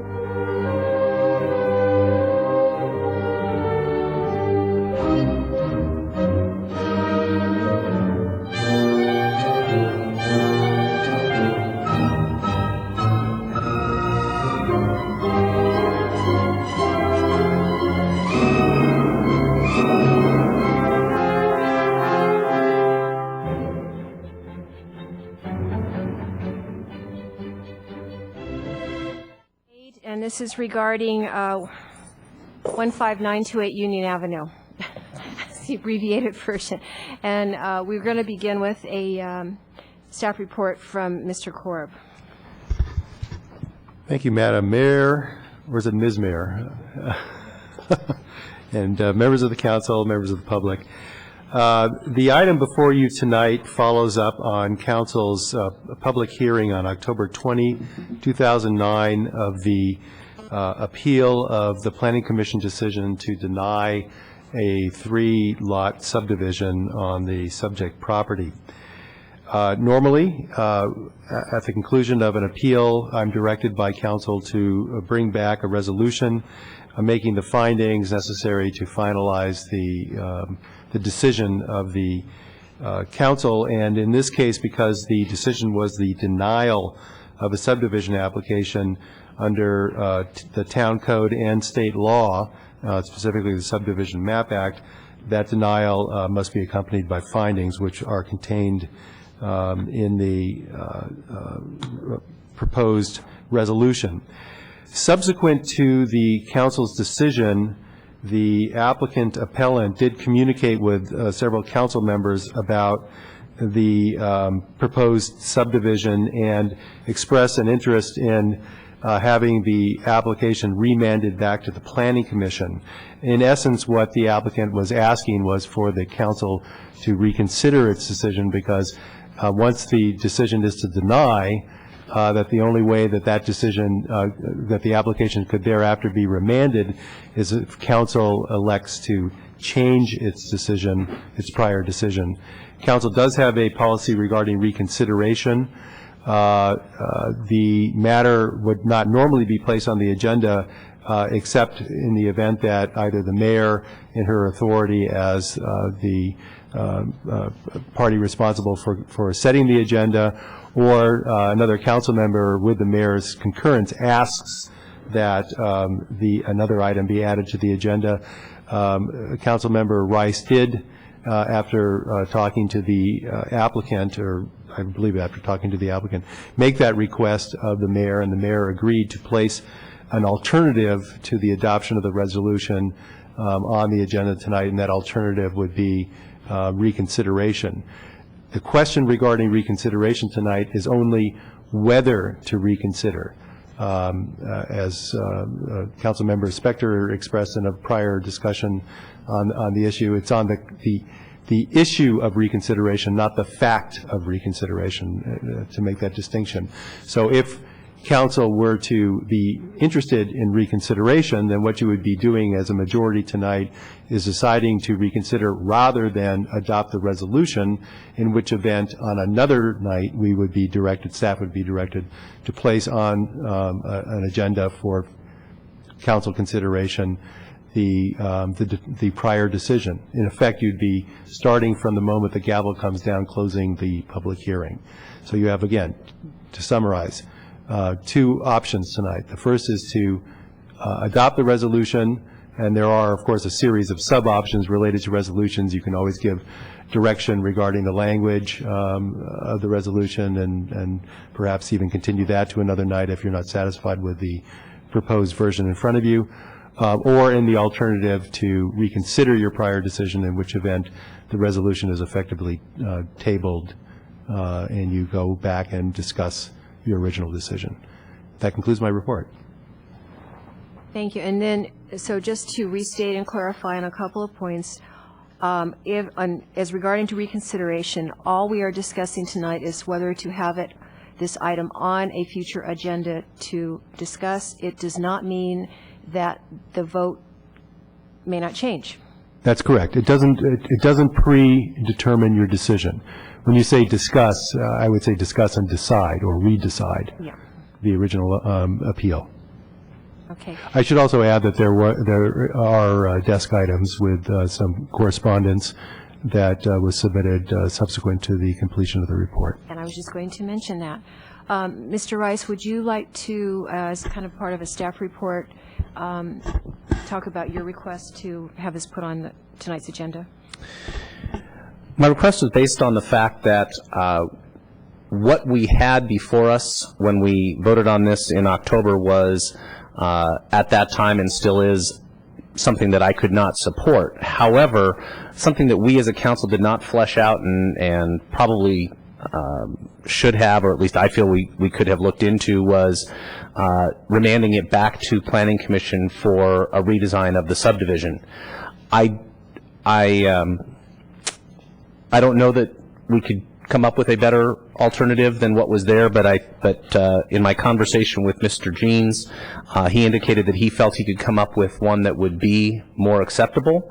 And since we can't really design from the dais and never would try to, I think it's important to give an applicant the opportunity to go back to the Planning Commission, see if he can come up with something that's acceptable to them and then acceptable to us. So my goal for requesting that this be put on the agenda tonight was simply to have it come back to us so we can discuss whether or not we as a body want to remand the application back to Planning Commission for a relook at it. Council, are there any questions of staff on the process? I only have one card from the public, so if we have additional cards, could you bring them up? And while that's happening, Citizen Ray, you're the only card I have right now, so come up.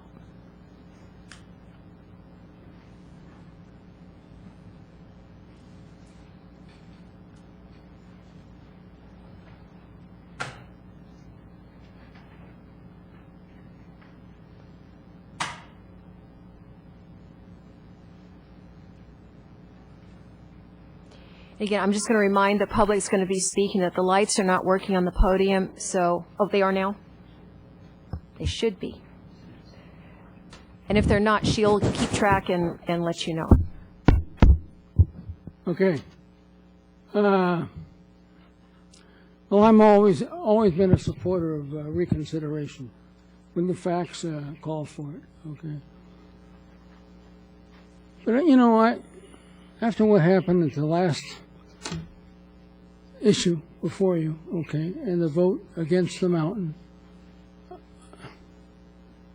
all I can say is, and I respect Mr. Rice for his new position. I mean, Mr. Rice was a member of the Planning Commission for a long time.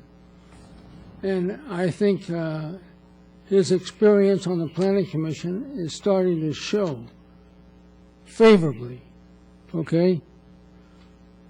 And I see these two people right here, Brzezinski and McClump. You're only here for the dollar bill. You two are the dirty duo of Los Gatos, okay? Your only interest is property taxes, growing property taxes, okay? You pass everything that comes your way, and the community values mean nothing to you. I hear Brzezinski continually arguing against community values. I mean, the community values were stipulated by the city attorney. The pool is not allowed, and Brzezinski tries to figure out a way to get around everything. You're not here to serve the people, Brzezinski. You're here to serve the dollar bill. And it's so clear. You're a public prostitute, is what you are. You prostitute the public interest every time you come to a public meeting. Nothing new, nothing different. And the same for McClump. She's the same. It's always going to be the same. There's never going to be any change. You two will vote to prostitute any issue before you, okay?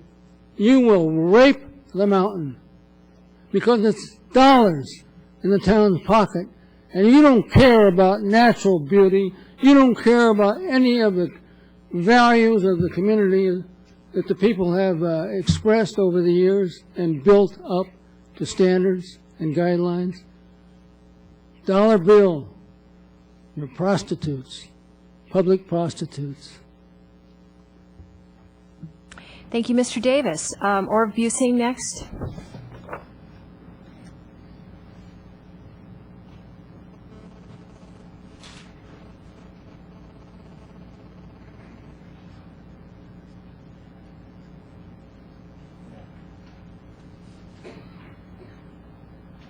I'm Orv Busing. I live at 15892 Union Avenue. I'm the second lot north of the proposed development on Union Avenue. I'd like to ask the council to adopt the proposed resolution as written. I feel strongly about the fact that the reconsideration is not appropriate. I've had, when Mr. Jean threw up the fan type shaped lot on as if it was just a new discovery at the last meeting. This is not the case. I've had discussions with him about that. He has had a plan all drawn up. At that time, he said it wouldn't work because of the design of the lot and the extensions of the far end lot and all that. Mr. Jean is telling you what you want to hear, and that's it. And it'll change in the next story. And that's all I have. Thank you. Greg Holmberg.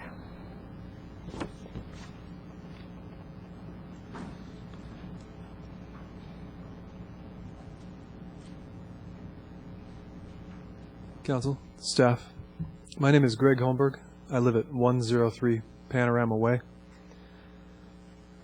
I would like to encourage you to adopt the resolution as written. I would also like to encourage you to make your decisions once and one time only, with faith in your convictions and your authority, and then let them stand. Thank you. Thank you. John Schwartz.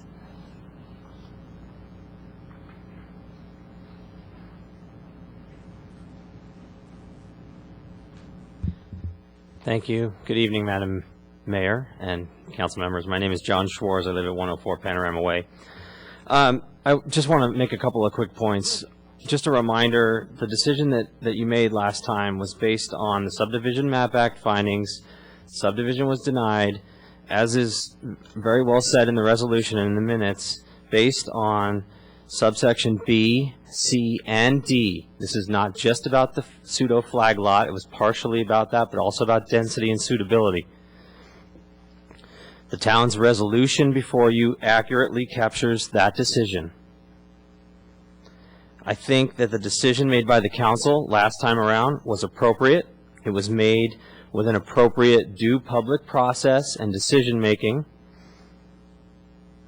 And I would ask that you please do not dilute the validity of that process by reopening it at will. And I have a question about, just because the applicant doesn't like the result, that this would be reopened. And I have a question, logistically, can the applicant request this reconsideration, or does it need to be a council member? And to be honest, Mr. Rice, I'm a little disappointed. You said very clearly to us and at the last meeting that you thought of this lot not supporting 3 units. At the last meeting, I thought I heard that pretty clearly. So I'm a little surprised that you would request this reconsideration. I think this is an end-run attempt to circumvent the process. Again, I respect Mr. Grant's ability to do something with his property, but if they don't like the denial and they want to come forward with a new design that we haven't had a chance to evaluate, they can go back and refile and go through the staff process again. So I would encourage you to uphold the denial and adopt the resolution as it stands. Thank you. Mr. Schwartz. And Jeff Mitchell. This is the last card I have. If anyone else wants to speak, please turn your card in.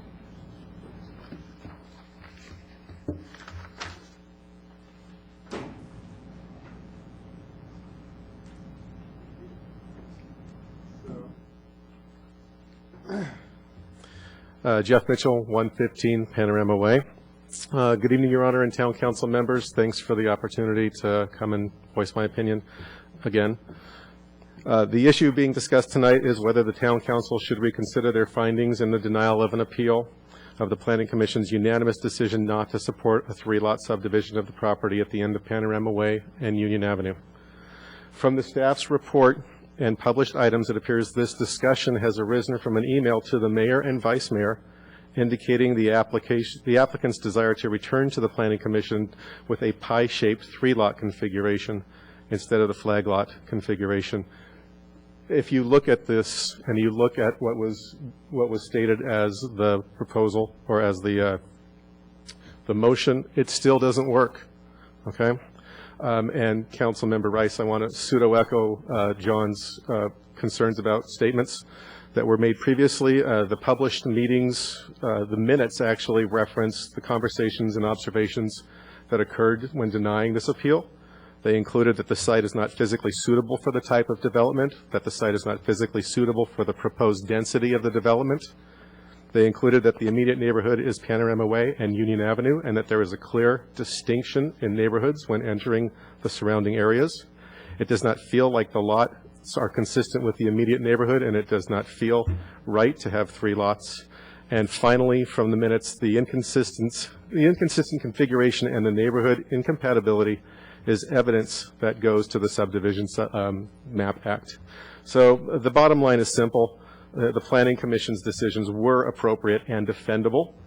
The Town Council's denial of the appeal was in keeping with the intention of the Planning Commission and the town codes that were referenced supporting the Planning Commission's decision. Even the pie-shaped alternative would not change the findings of the Planning Commission and the Town Council. The land would still not be consistent with that of the immediate neighborhood. There would be an abrupt change in scale and density, and the site will still not be physically suited for the development or the density. Please continue to uphold the conclusions of your planning associates and the authority of the Town Council's rational and well-deliberated conclusions as well. Please also make it clear that, as indicated in the motion, this is not merely flag lot orientation, but the density that will come from any configuration of 3 lots. Any further proposals for the development of this property should adhere to the conclusion of these 2 governing bodies and should be limited to a maximum subdivision of 2 lots. Thank you. Thomas Mangano.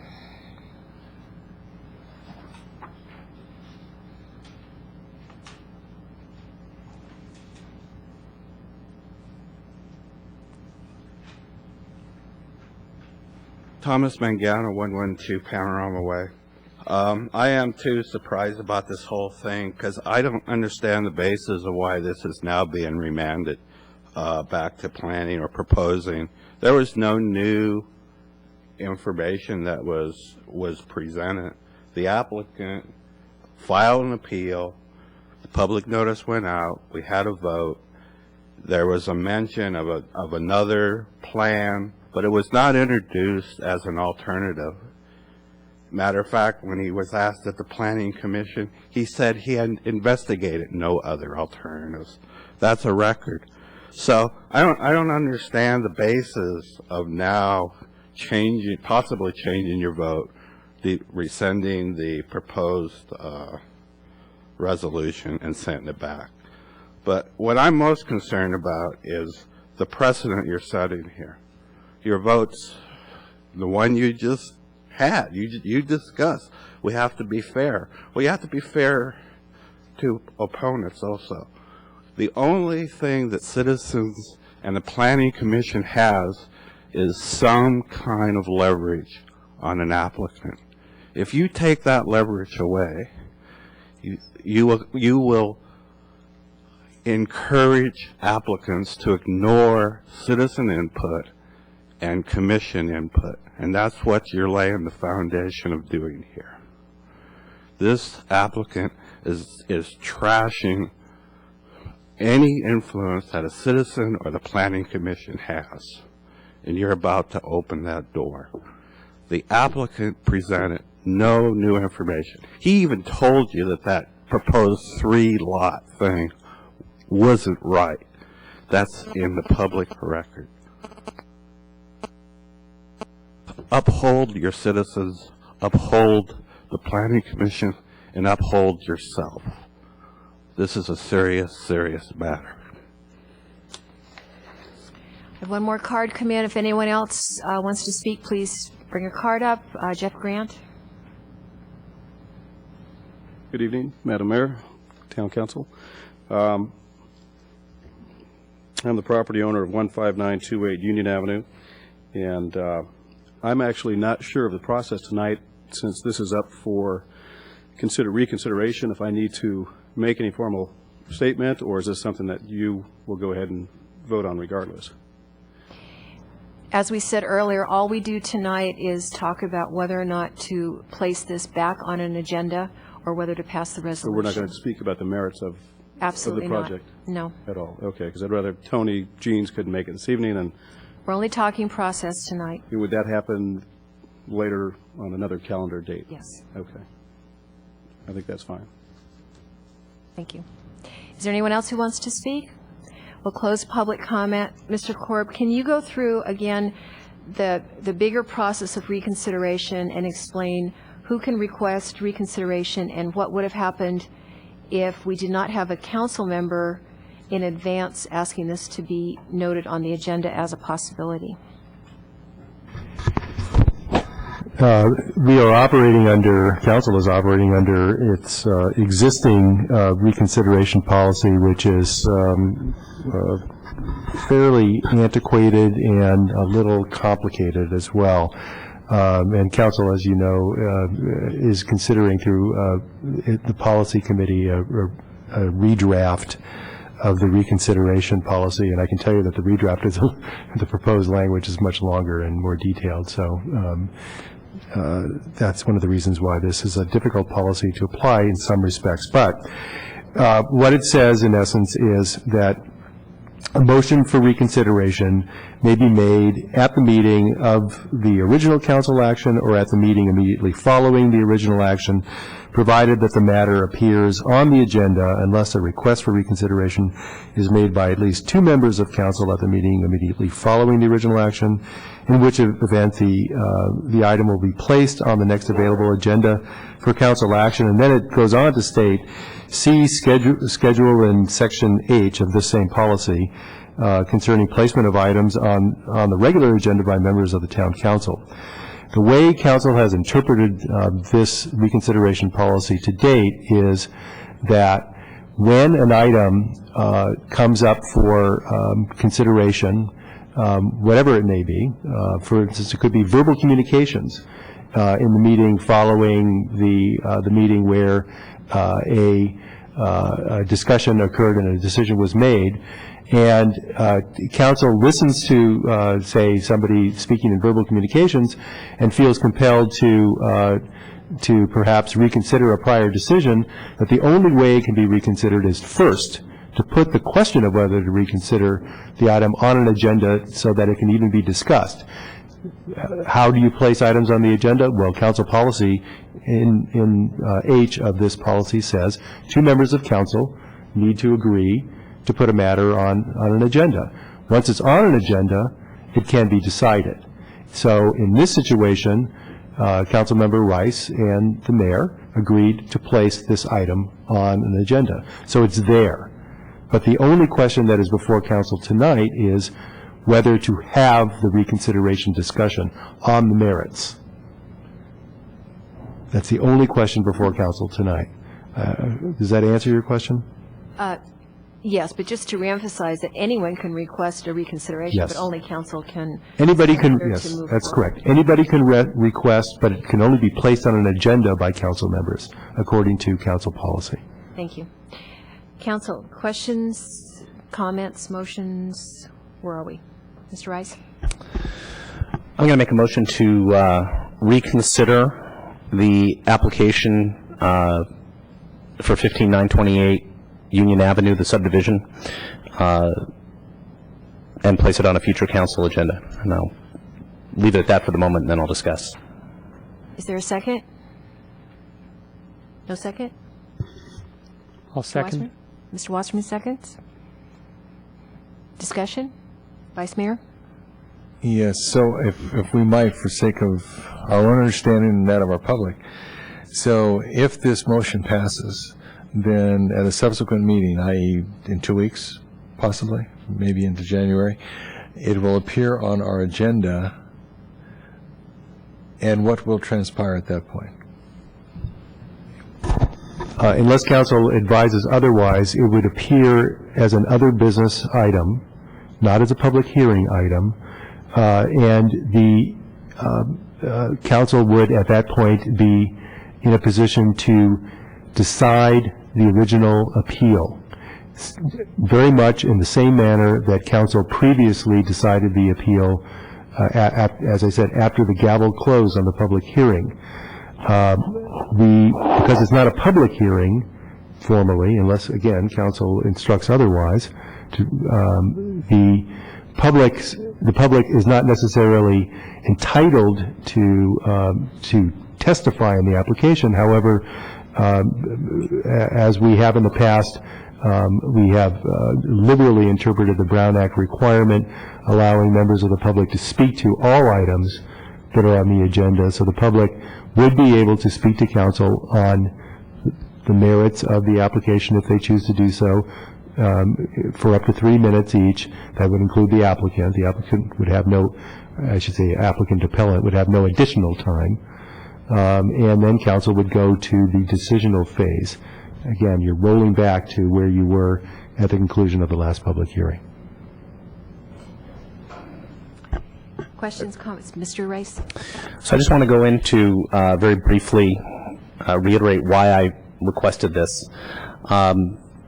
As we saw in the previous agenda item, with new information, we have the ability to send something back to the Planning Commission. The new information that was brought up, from my perspective, was that there were alternative designs that may or may not have been neighborhood compatible. Because neighborhood compatibility was my big issue on that particular layout. We could not consider those other designs because the only design we had in front of us was the one that Mr. Jeans submitted. I'll take the slings and arrows and say I should have thought of proposing that we remand it back to planning with that additional new information, that there should have been a look at those other designs. So that was my intent. That would be what I would be proposing at the future reconsideration, that we do remand it for a better design. Further comments? Seeing none, we will take the vote on, I'm sorry. Yes, we did. Mrs. Spector. Our rules, our policy requires reconsideration to be a three-step process. Two council people can indeed place reconsideration or the question of reconsideration on a future agenda. Those two council people would do it at meeting number 1. So this would be meeting number 1. However, what we've done here is we've skipped to meeting number 2, where we have raised the issue of whether to reconsider, and that is the motion that is before us now. And the motion is, yes, we should reconsider at a future hearing number 2. I think it should be number 3. Some people might think that that is a form over function, but it is not consistent. What we're doing right now is not consistent with our own policy and our own rules. That being said, there were some things that were stated in our staff report that were inaccurate. The email from the applicant's architect stated that he had met with the majority of the voters, who he characterized as the dissenters, I think, and said that what our major concern was the flag lot. For this person, it was not the flag lot. That was an issue, the appearance of the flag lot, but it was also of lot configuration, compatibility with the neighborhood, and the density. It was all of those issues. My concern right now with this motion is that because it was actually a reconsideration requested by the applicant, according to staff, and that the applicant is asking for 3 lots and has redesigned these 3 lots, that there is an implication for the next meeting that that is what's going forward. This 3 lots in an already designed configuration. So given the fact that I do want to give the applicant the opportunity to go back to the Planning Commission without having to repay the fees, to go back to the Planning Commission to redo a two-lot subdivision, and this will be the only way to get there. I'm going to be supporting the motion, but I want it clear that it is not to not to dictate to the Planning Commission that I, for one council person, am telling them that they are to consider one thing only, which is a newly revised three-lot subdivision. Other comments by council? So again, we do have a motion for to place reconsideration discussion of this item on a future council meeting. Is that a clear enough? Very clear. Abbreviated version as to what's going on, and to reiterate that that discussion will not necessarily come up with a different decision. It could go any number of ways. So it's just reopening the conversation, as Mr. Korb said, after the close of gavel, to see what we think. So all in favor of the motion, say aye. Aye. And opposed, none. It passes unanimously. And Madam Mayor, just for the members of the public who are present, one thing that I did leave out of my answer to Councilmember Pazinski's question about process is that even though the following matter will not be a formal public hearing and notice in the same manner, staff will be notifying the neighborhood interested in this application of the date and the time of the reconsideration item. And we don't know at this point whether it will be December or January or when. We don't, though. We're anticipating right now that it will be December 21st. Okay. But I'd wait until you get notice and follow up if you have any questions. Okay. That concludes item number 8, and moving on to our final item of the evening, item number 9, which is authorizing the town manager to execute a lease agreement between the town of Los Gatos and LGS Community Education and Recreation. Mr. Larson, do you want to introduce the subject? Yes, I'll be very brief, Council. Presenting the staff report will be Regina Faulkner, Director of Community Services for the town of Los Gatos. I also wanted to introduce that Mr. Steve Raulf, Executive Director of the Los Gatos Saratoga Recreation Department, the other party to the proposed lease, has spent the whole evening with us for this item. And excuse me, Mr. Larson. Excuse me, could the audience, when they're leaving, could we be quiet so we can pay attention to the next item? Thank you. And with that, we'll just segue to the staff report. Thank you. Mrs. Faulkner? Good evening, Mayor, Town Council members.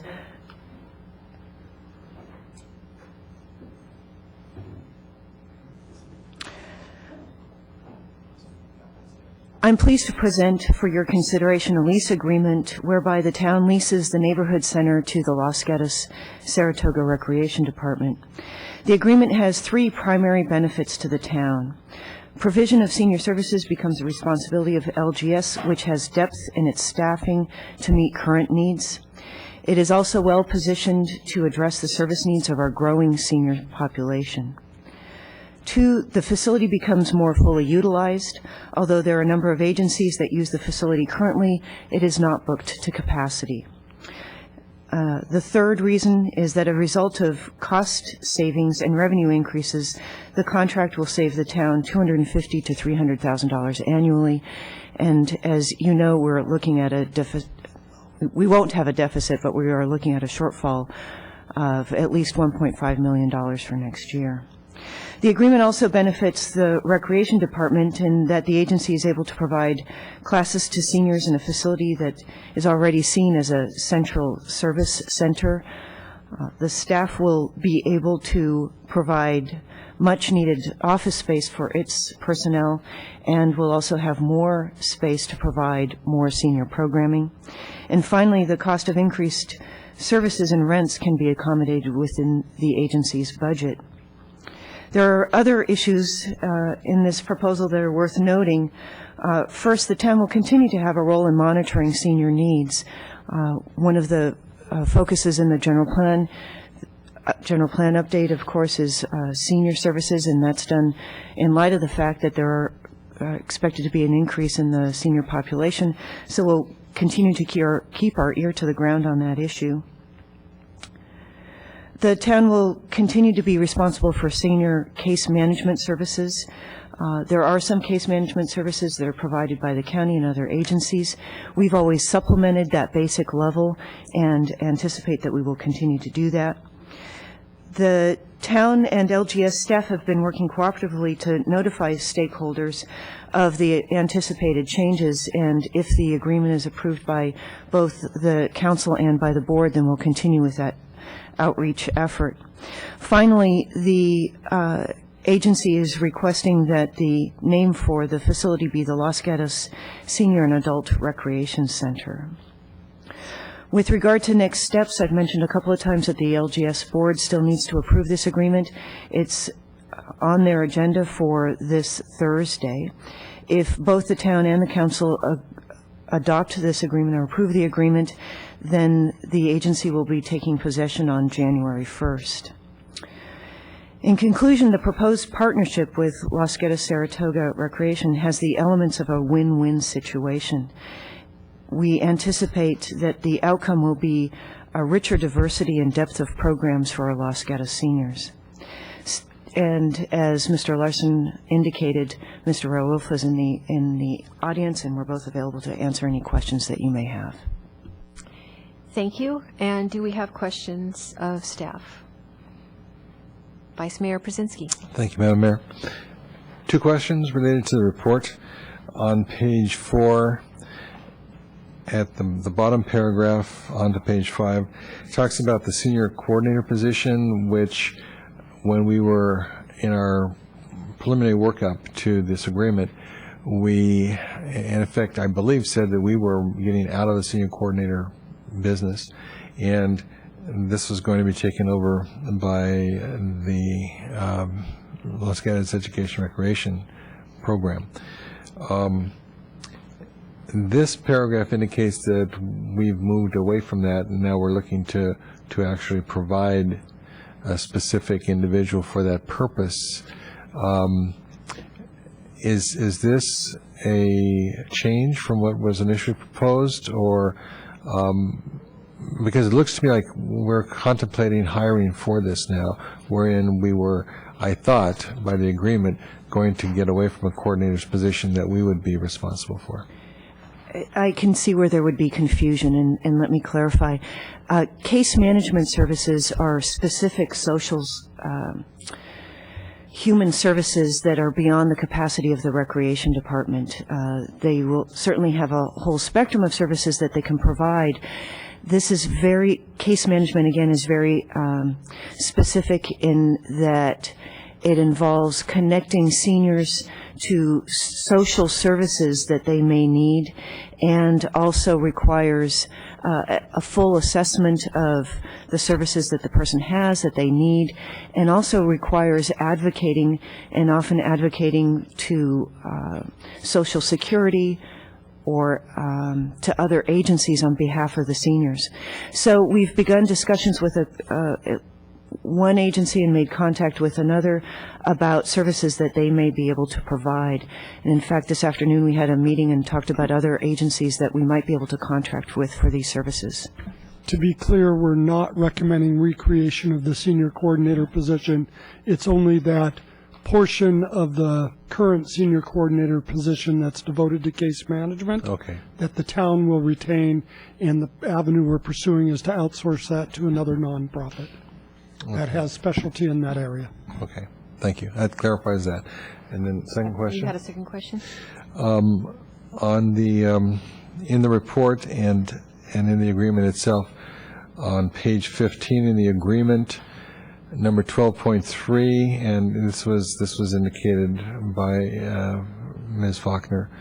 The request at this point is that the name be changed from Neighborhood Center to Los Gatos Senior and Adult Recreation Center.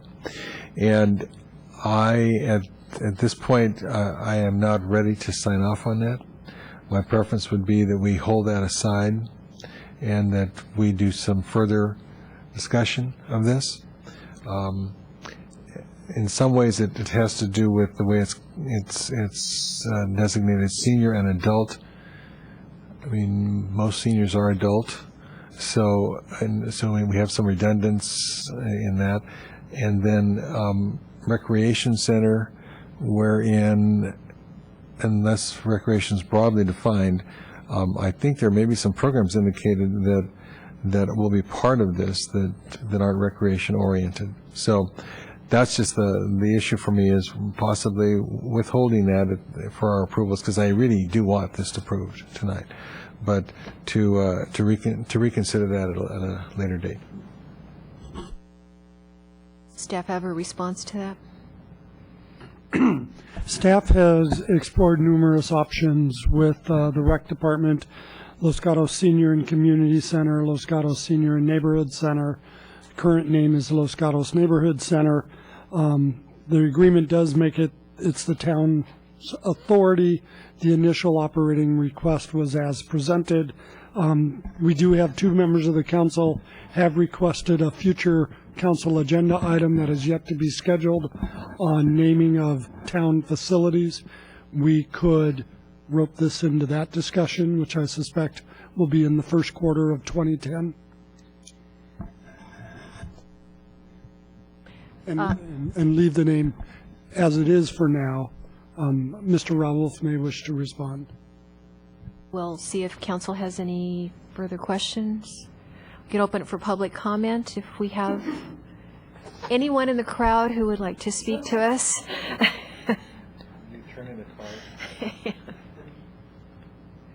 Just line up there. The name has definitely been discussed at my board, and I think it's a concern of theirs. So we were trying to come up with a name in the agreement so that it wouldn't become a problem in the future. The reason adult was added with senior, which one of the initial thoughts of our staff was just called the Adult Recreation Center, was that in all of the studies that are being done on the baby boomer senior generation, they don't really want to be called seniors. So they're not attracted to go to a senior center. So the idea was there's 2 distinct groups of seniors coming up in the next 10 to 20 years. Your traditional senior who's now 70s, 80s, the card games and those things.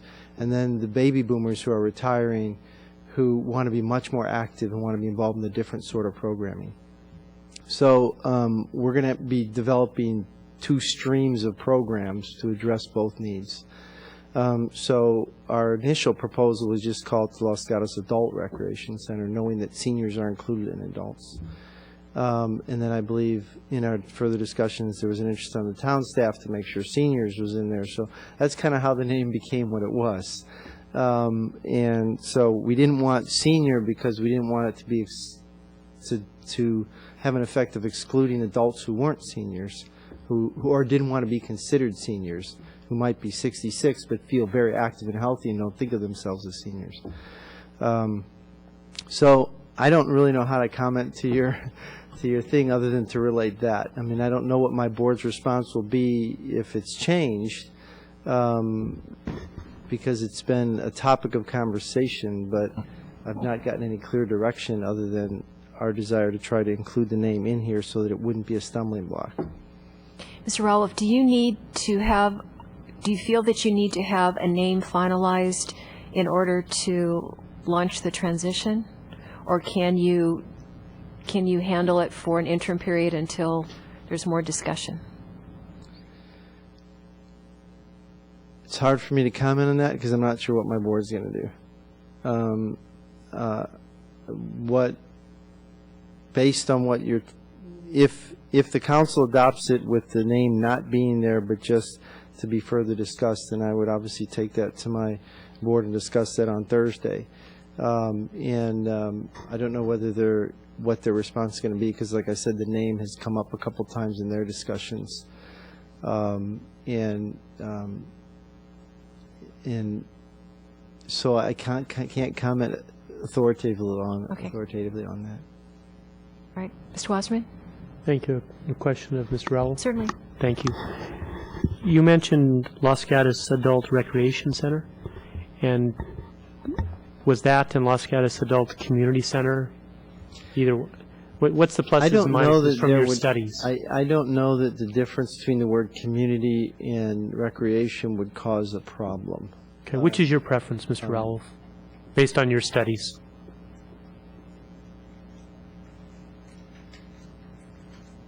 I think what Councilman Przinsky brings up is a valid point in that recreation, if understood broadly, takes into account some of those services, but I'm not sure if the whole community views it that way. I agree with his point about senior and adult being somewhat redundant, Right. and I also respect your analysis of your clientele. And so I'm totally fine with Los Gatos adults, and I'm also glad the argument of not being Los Gatos, Saratoga, got into there. Right. Okay, so That was- I like the Los Gatos Adult Something Center, and I just wondered from your interaction with your board, your studies, because I'm prepared to, personally, to approve this with Los Gatos Adult Blank Center. And I just wondered what your preference was. Do you have a preference? I don't have a strong preference. I think I would lean towards recreation because it's an active, engaging word, and community is kind of undefined. Fine, you're an expert and a man I respect and admire, so I would be certainly in favor of Los Gatos Adult Recreation Center, and I think Mr. Przinsky's point on duplication was a good one. Any additional questions for Mr. Rowolf? Yes? Yes. So if we're Adult Recreation Center, or ARC, then we could use the acronym. Los Gatos Arc. And I think then define recreation more broadly for our publics, and that might work. So I would be willing to go there. Any additional questions for him? Thank you. Thank you for staying so late. Problem. Okay. We're not done yet. So, council, do you have any other comments? Because I have one I want to throw in here. When I was reading through the draft of the materials, talking to the neighborhood, talking to the community about the change in the neighborhood center, it struck me that it was working very hard and sincerely to reassure the seniors that they were not going to be ignored and nothing was going to be significantly changed and so on.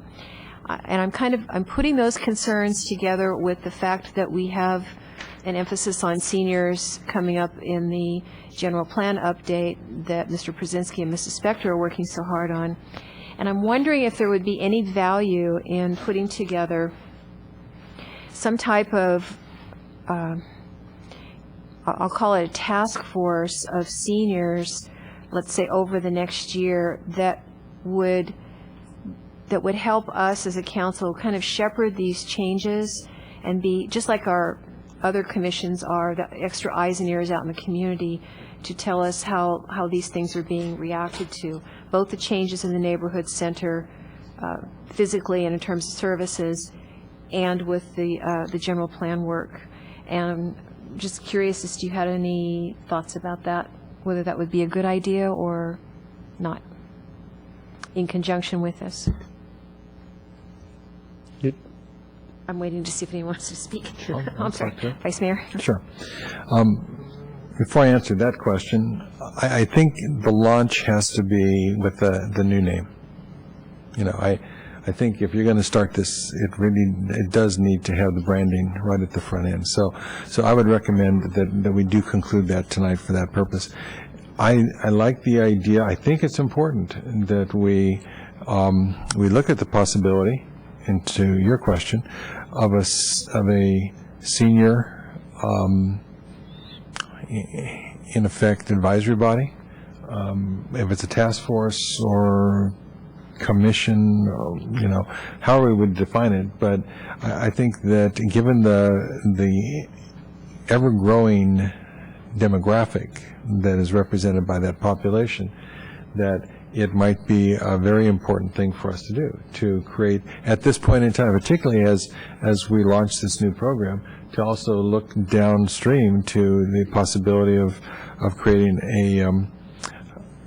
kind of a friends of the ark, if you will, people who are going to step up and say, we're representing the senior community. Here are the kinds of things that we can reinforce for this operation. And so I think that'd be a very good idea. And I just want to clarify that I'm not saying that to start a senior commission, although it could very well evolve into that, but some type of a temporary advisory group with the first responsibility of just advising on the transition and then secondarily on the general plan update. So if we have comments, or we could have a motion and we could actually move this along and finish up. If we have any comments or a motion. Mr. Wasserman. Thank you. I'll make a comment. I just, as was said, this to me, and I thought since day one when this idea was brought up, this is a win-win. Actually a win-win-win. It's a win for the town, a win for the rec department, and a win for our adults. Not our adults. We're turning it over very quickly, which I know is a desire of yours. It also benefits us in the long run. But I guess, Madam Mayor, I'm just a little bit concerned, and maybe I'm misinterpreting what you're suggesting, but I'm a little concerned about we're turning this over to an established organization that does this for a profession under the terms of these 20, 30-some pages, and I guess I need more clarification if what you're suggesting is if there's another level of government, commission, task force, something that we need to create as compared to turning it over to the rec department. Because I believe in what we've written, we've said we want to continue to provide all the services we currently provide and look to you to provide more to enrich the lives of our seniors and adults in the community. So I'm not sure what more is necessary from the town of Los Gatos. And I am not saying that this is something that we need to design and decide on tonight. I'm just bringing up the idea we'd have to come back. But I don't think that we are giving up our obligation to take care of a segment of our community just because we're in a relationship with Recreation Department on this. Just like anything else, youth or any of the other groups that we serve. But I just thought it was a good opportunity to see whether council was interested in that, and we would have to discuss it with staff and bring something back to see how it would actually work. Sure, and I don't want to derail the conversation and extend this any longer than it needs to be on getting this item approved. So sure, and I wasn't suggesting that we abandon seniors or things like that either. I just think this should be a clean break, and then if we're looking at another idea, that you have perhaps another idea to create something else to further enhance senior services in the town of Los Gatos, I think that's wonderful. I just was keeping the two ideas separate, and maybe that's what you were saying too. Mrs. Spector? And I want you to rest assured that your General Plan Advisory Committee is well peopled with seniors, one of whom, to my left, refuses to say that he is. Okay. Thus the name adult. You're an adult. Thus the name adult. Could we get a motion on this item, please?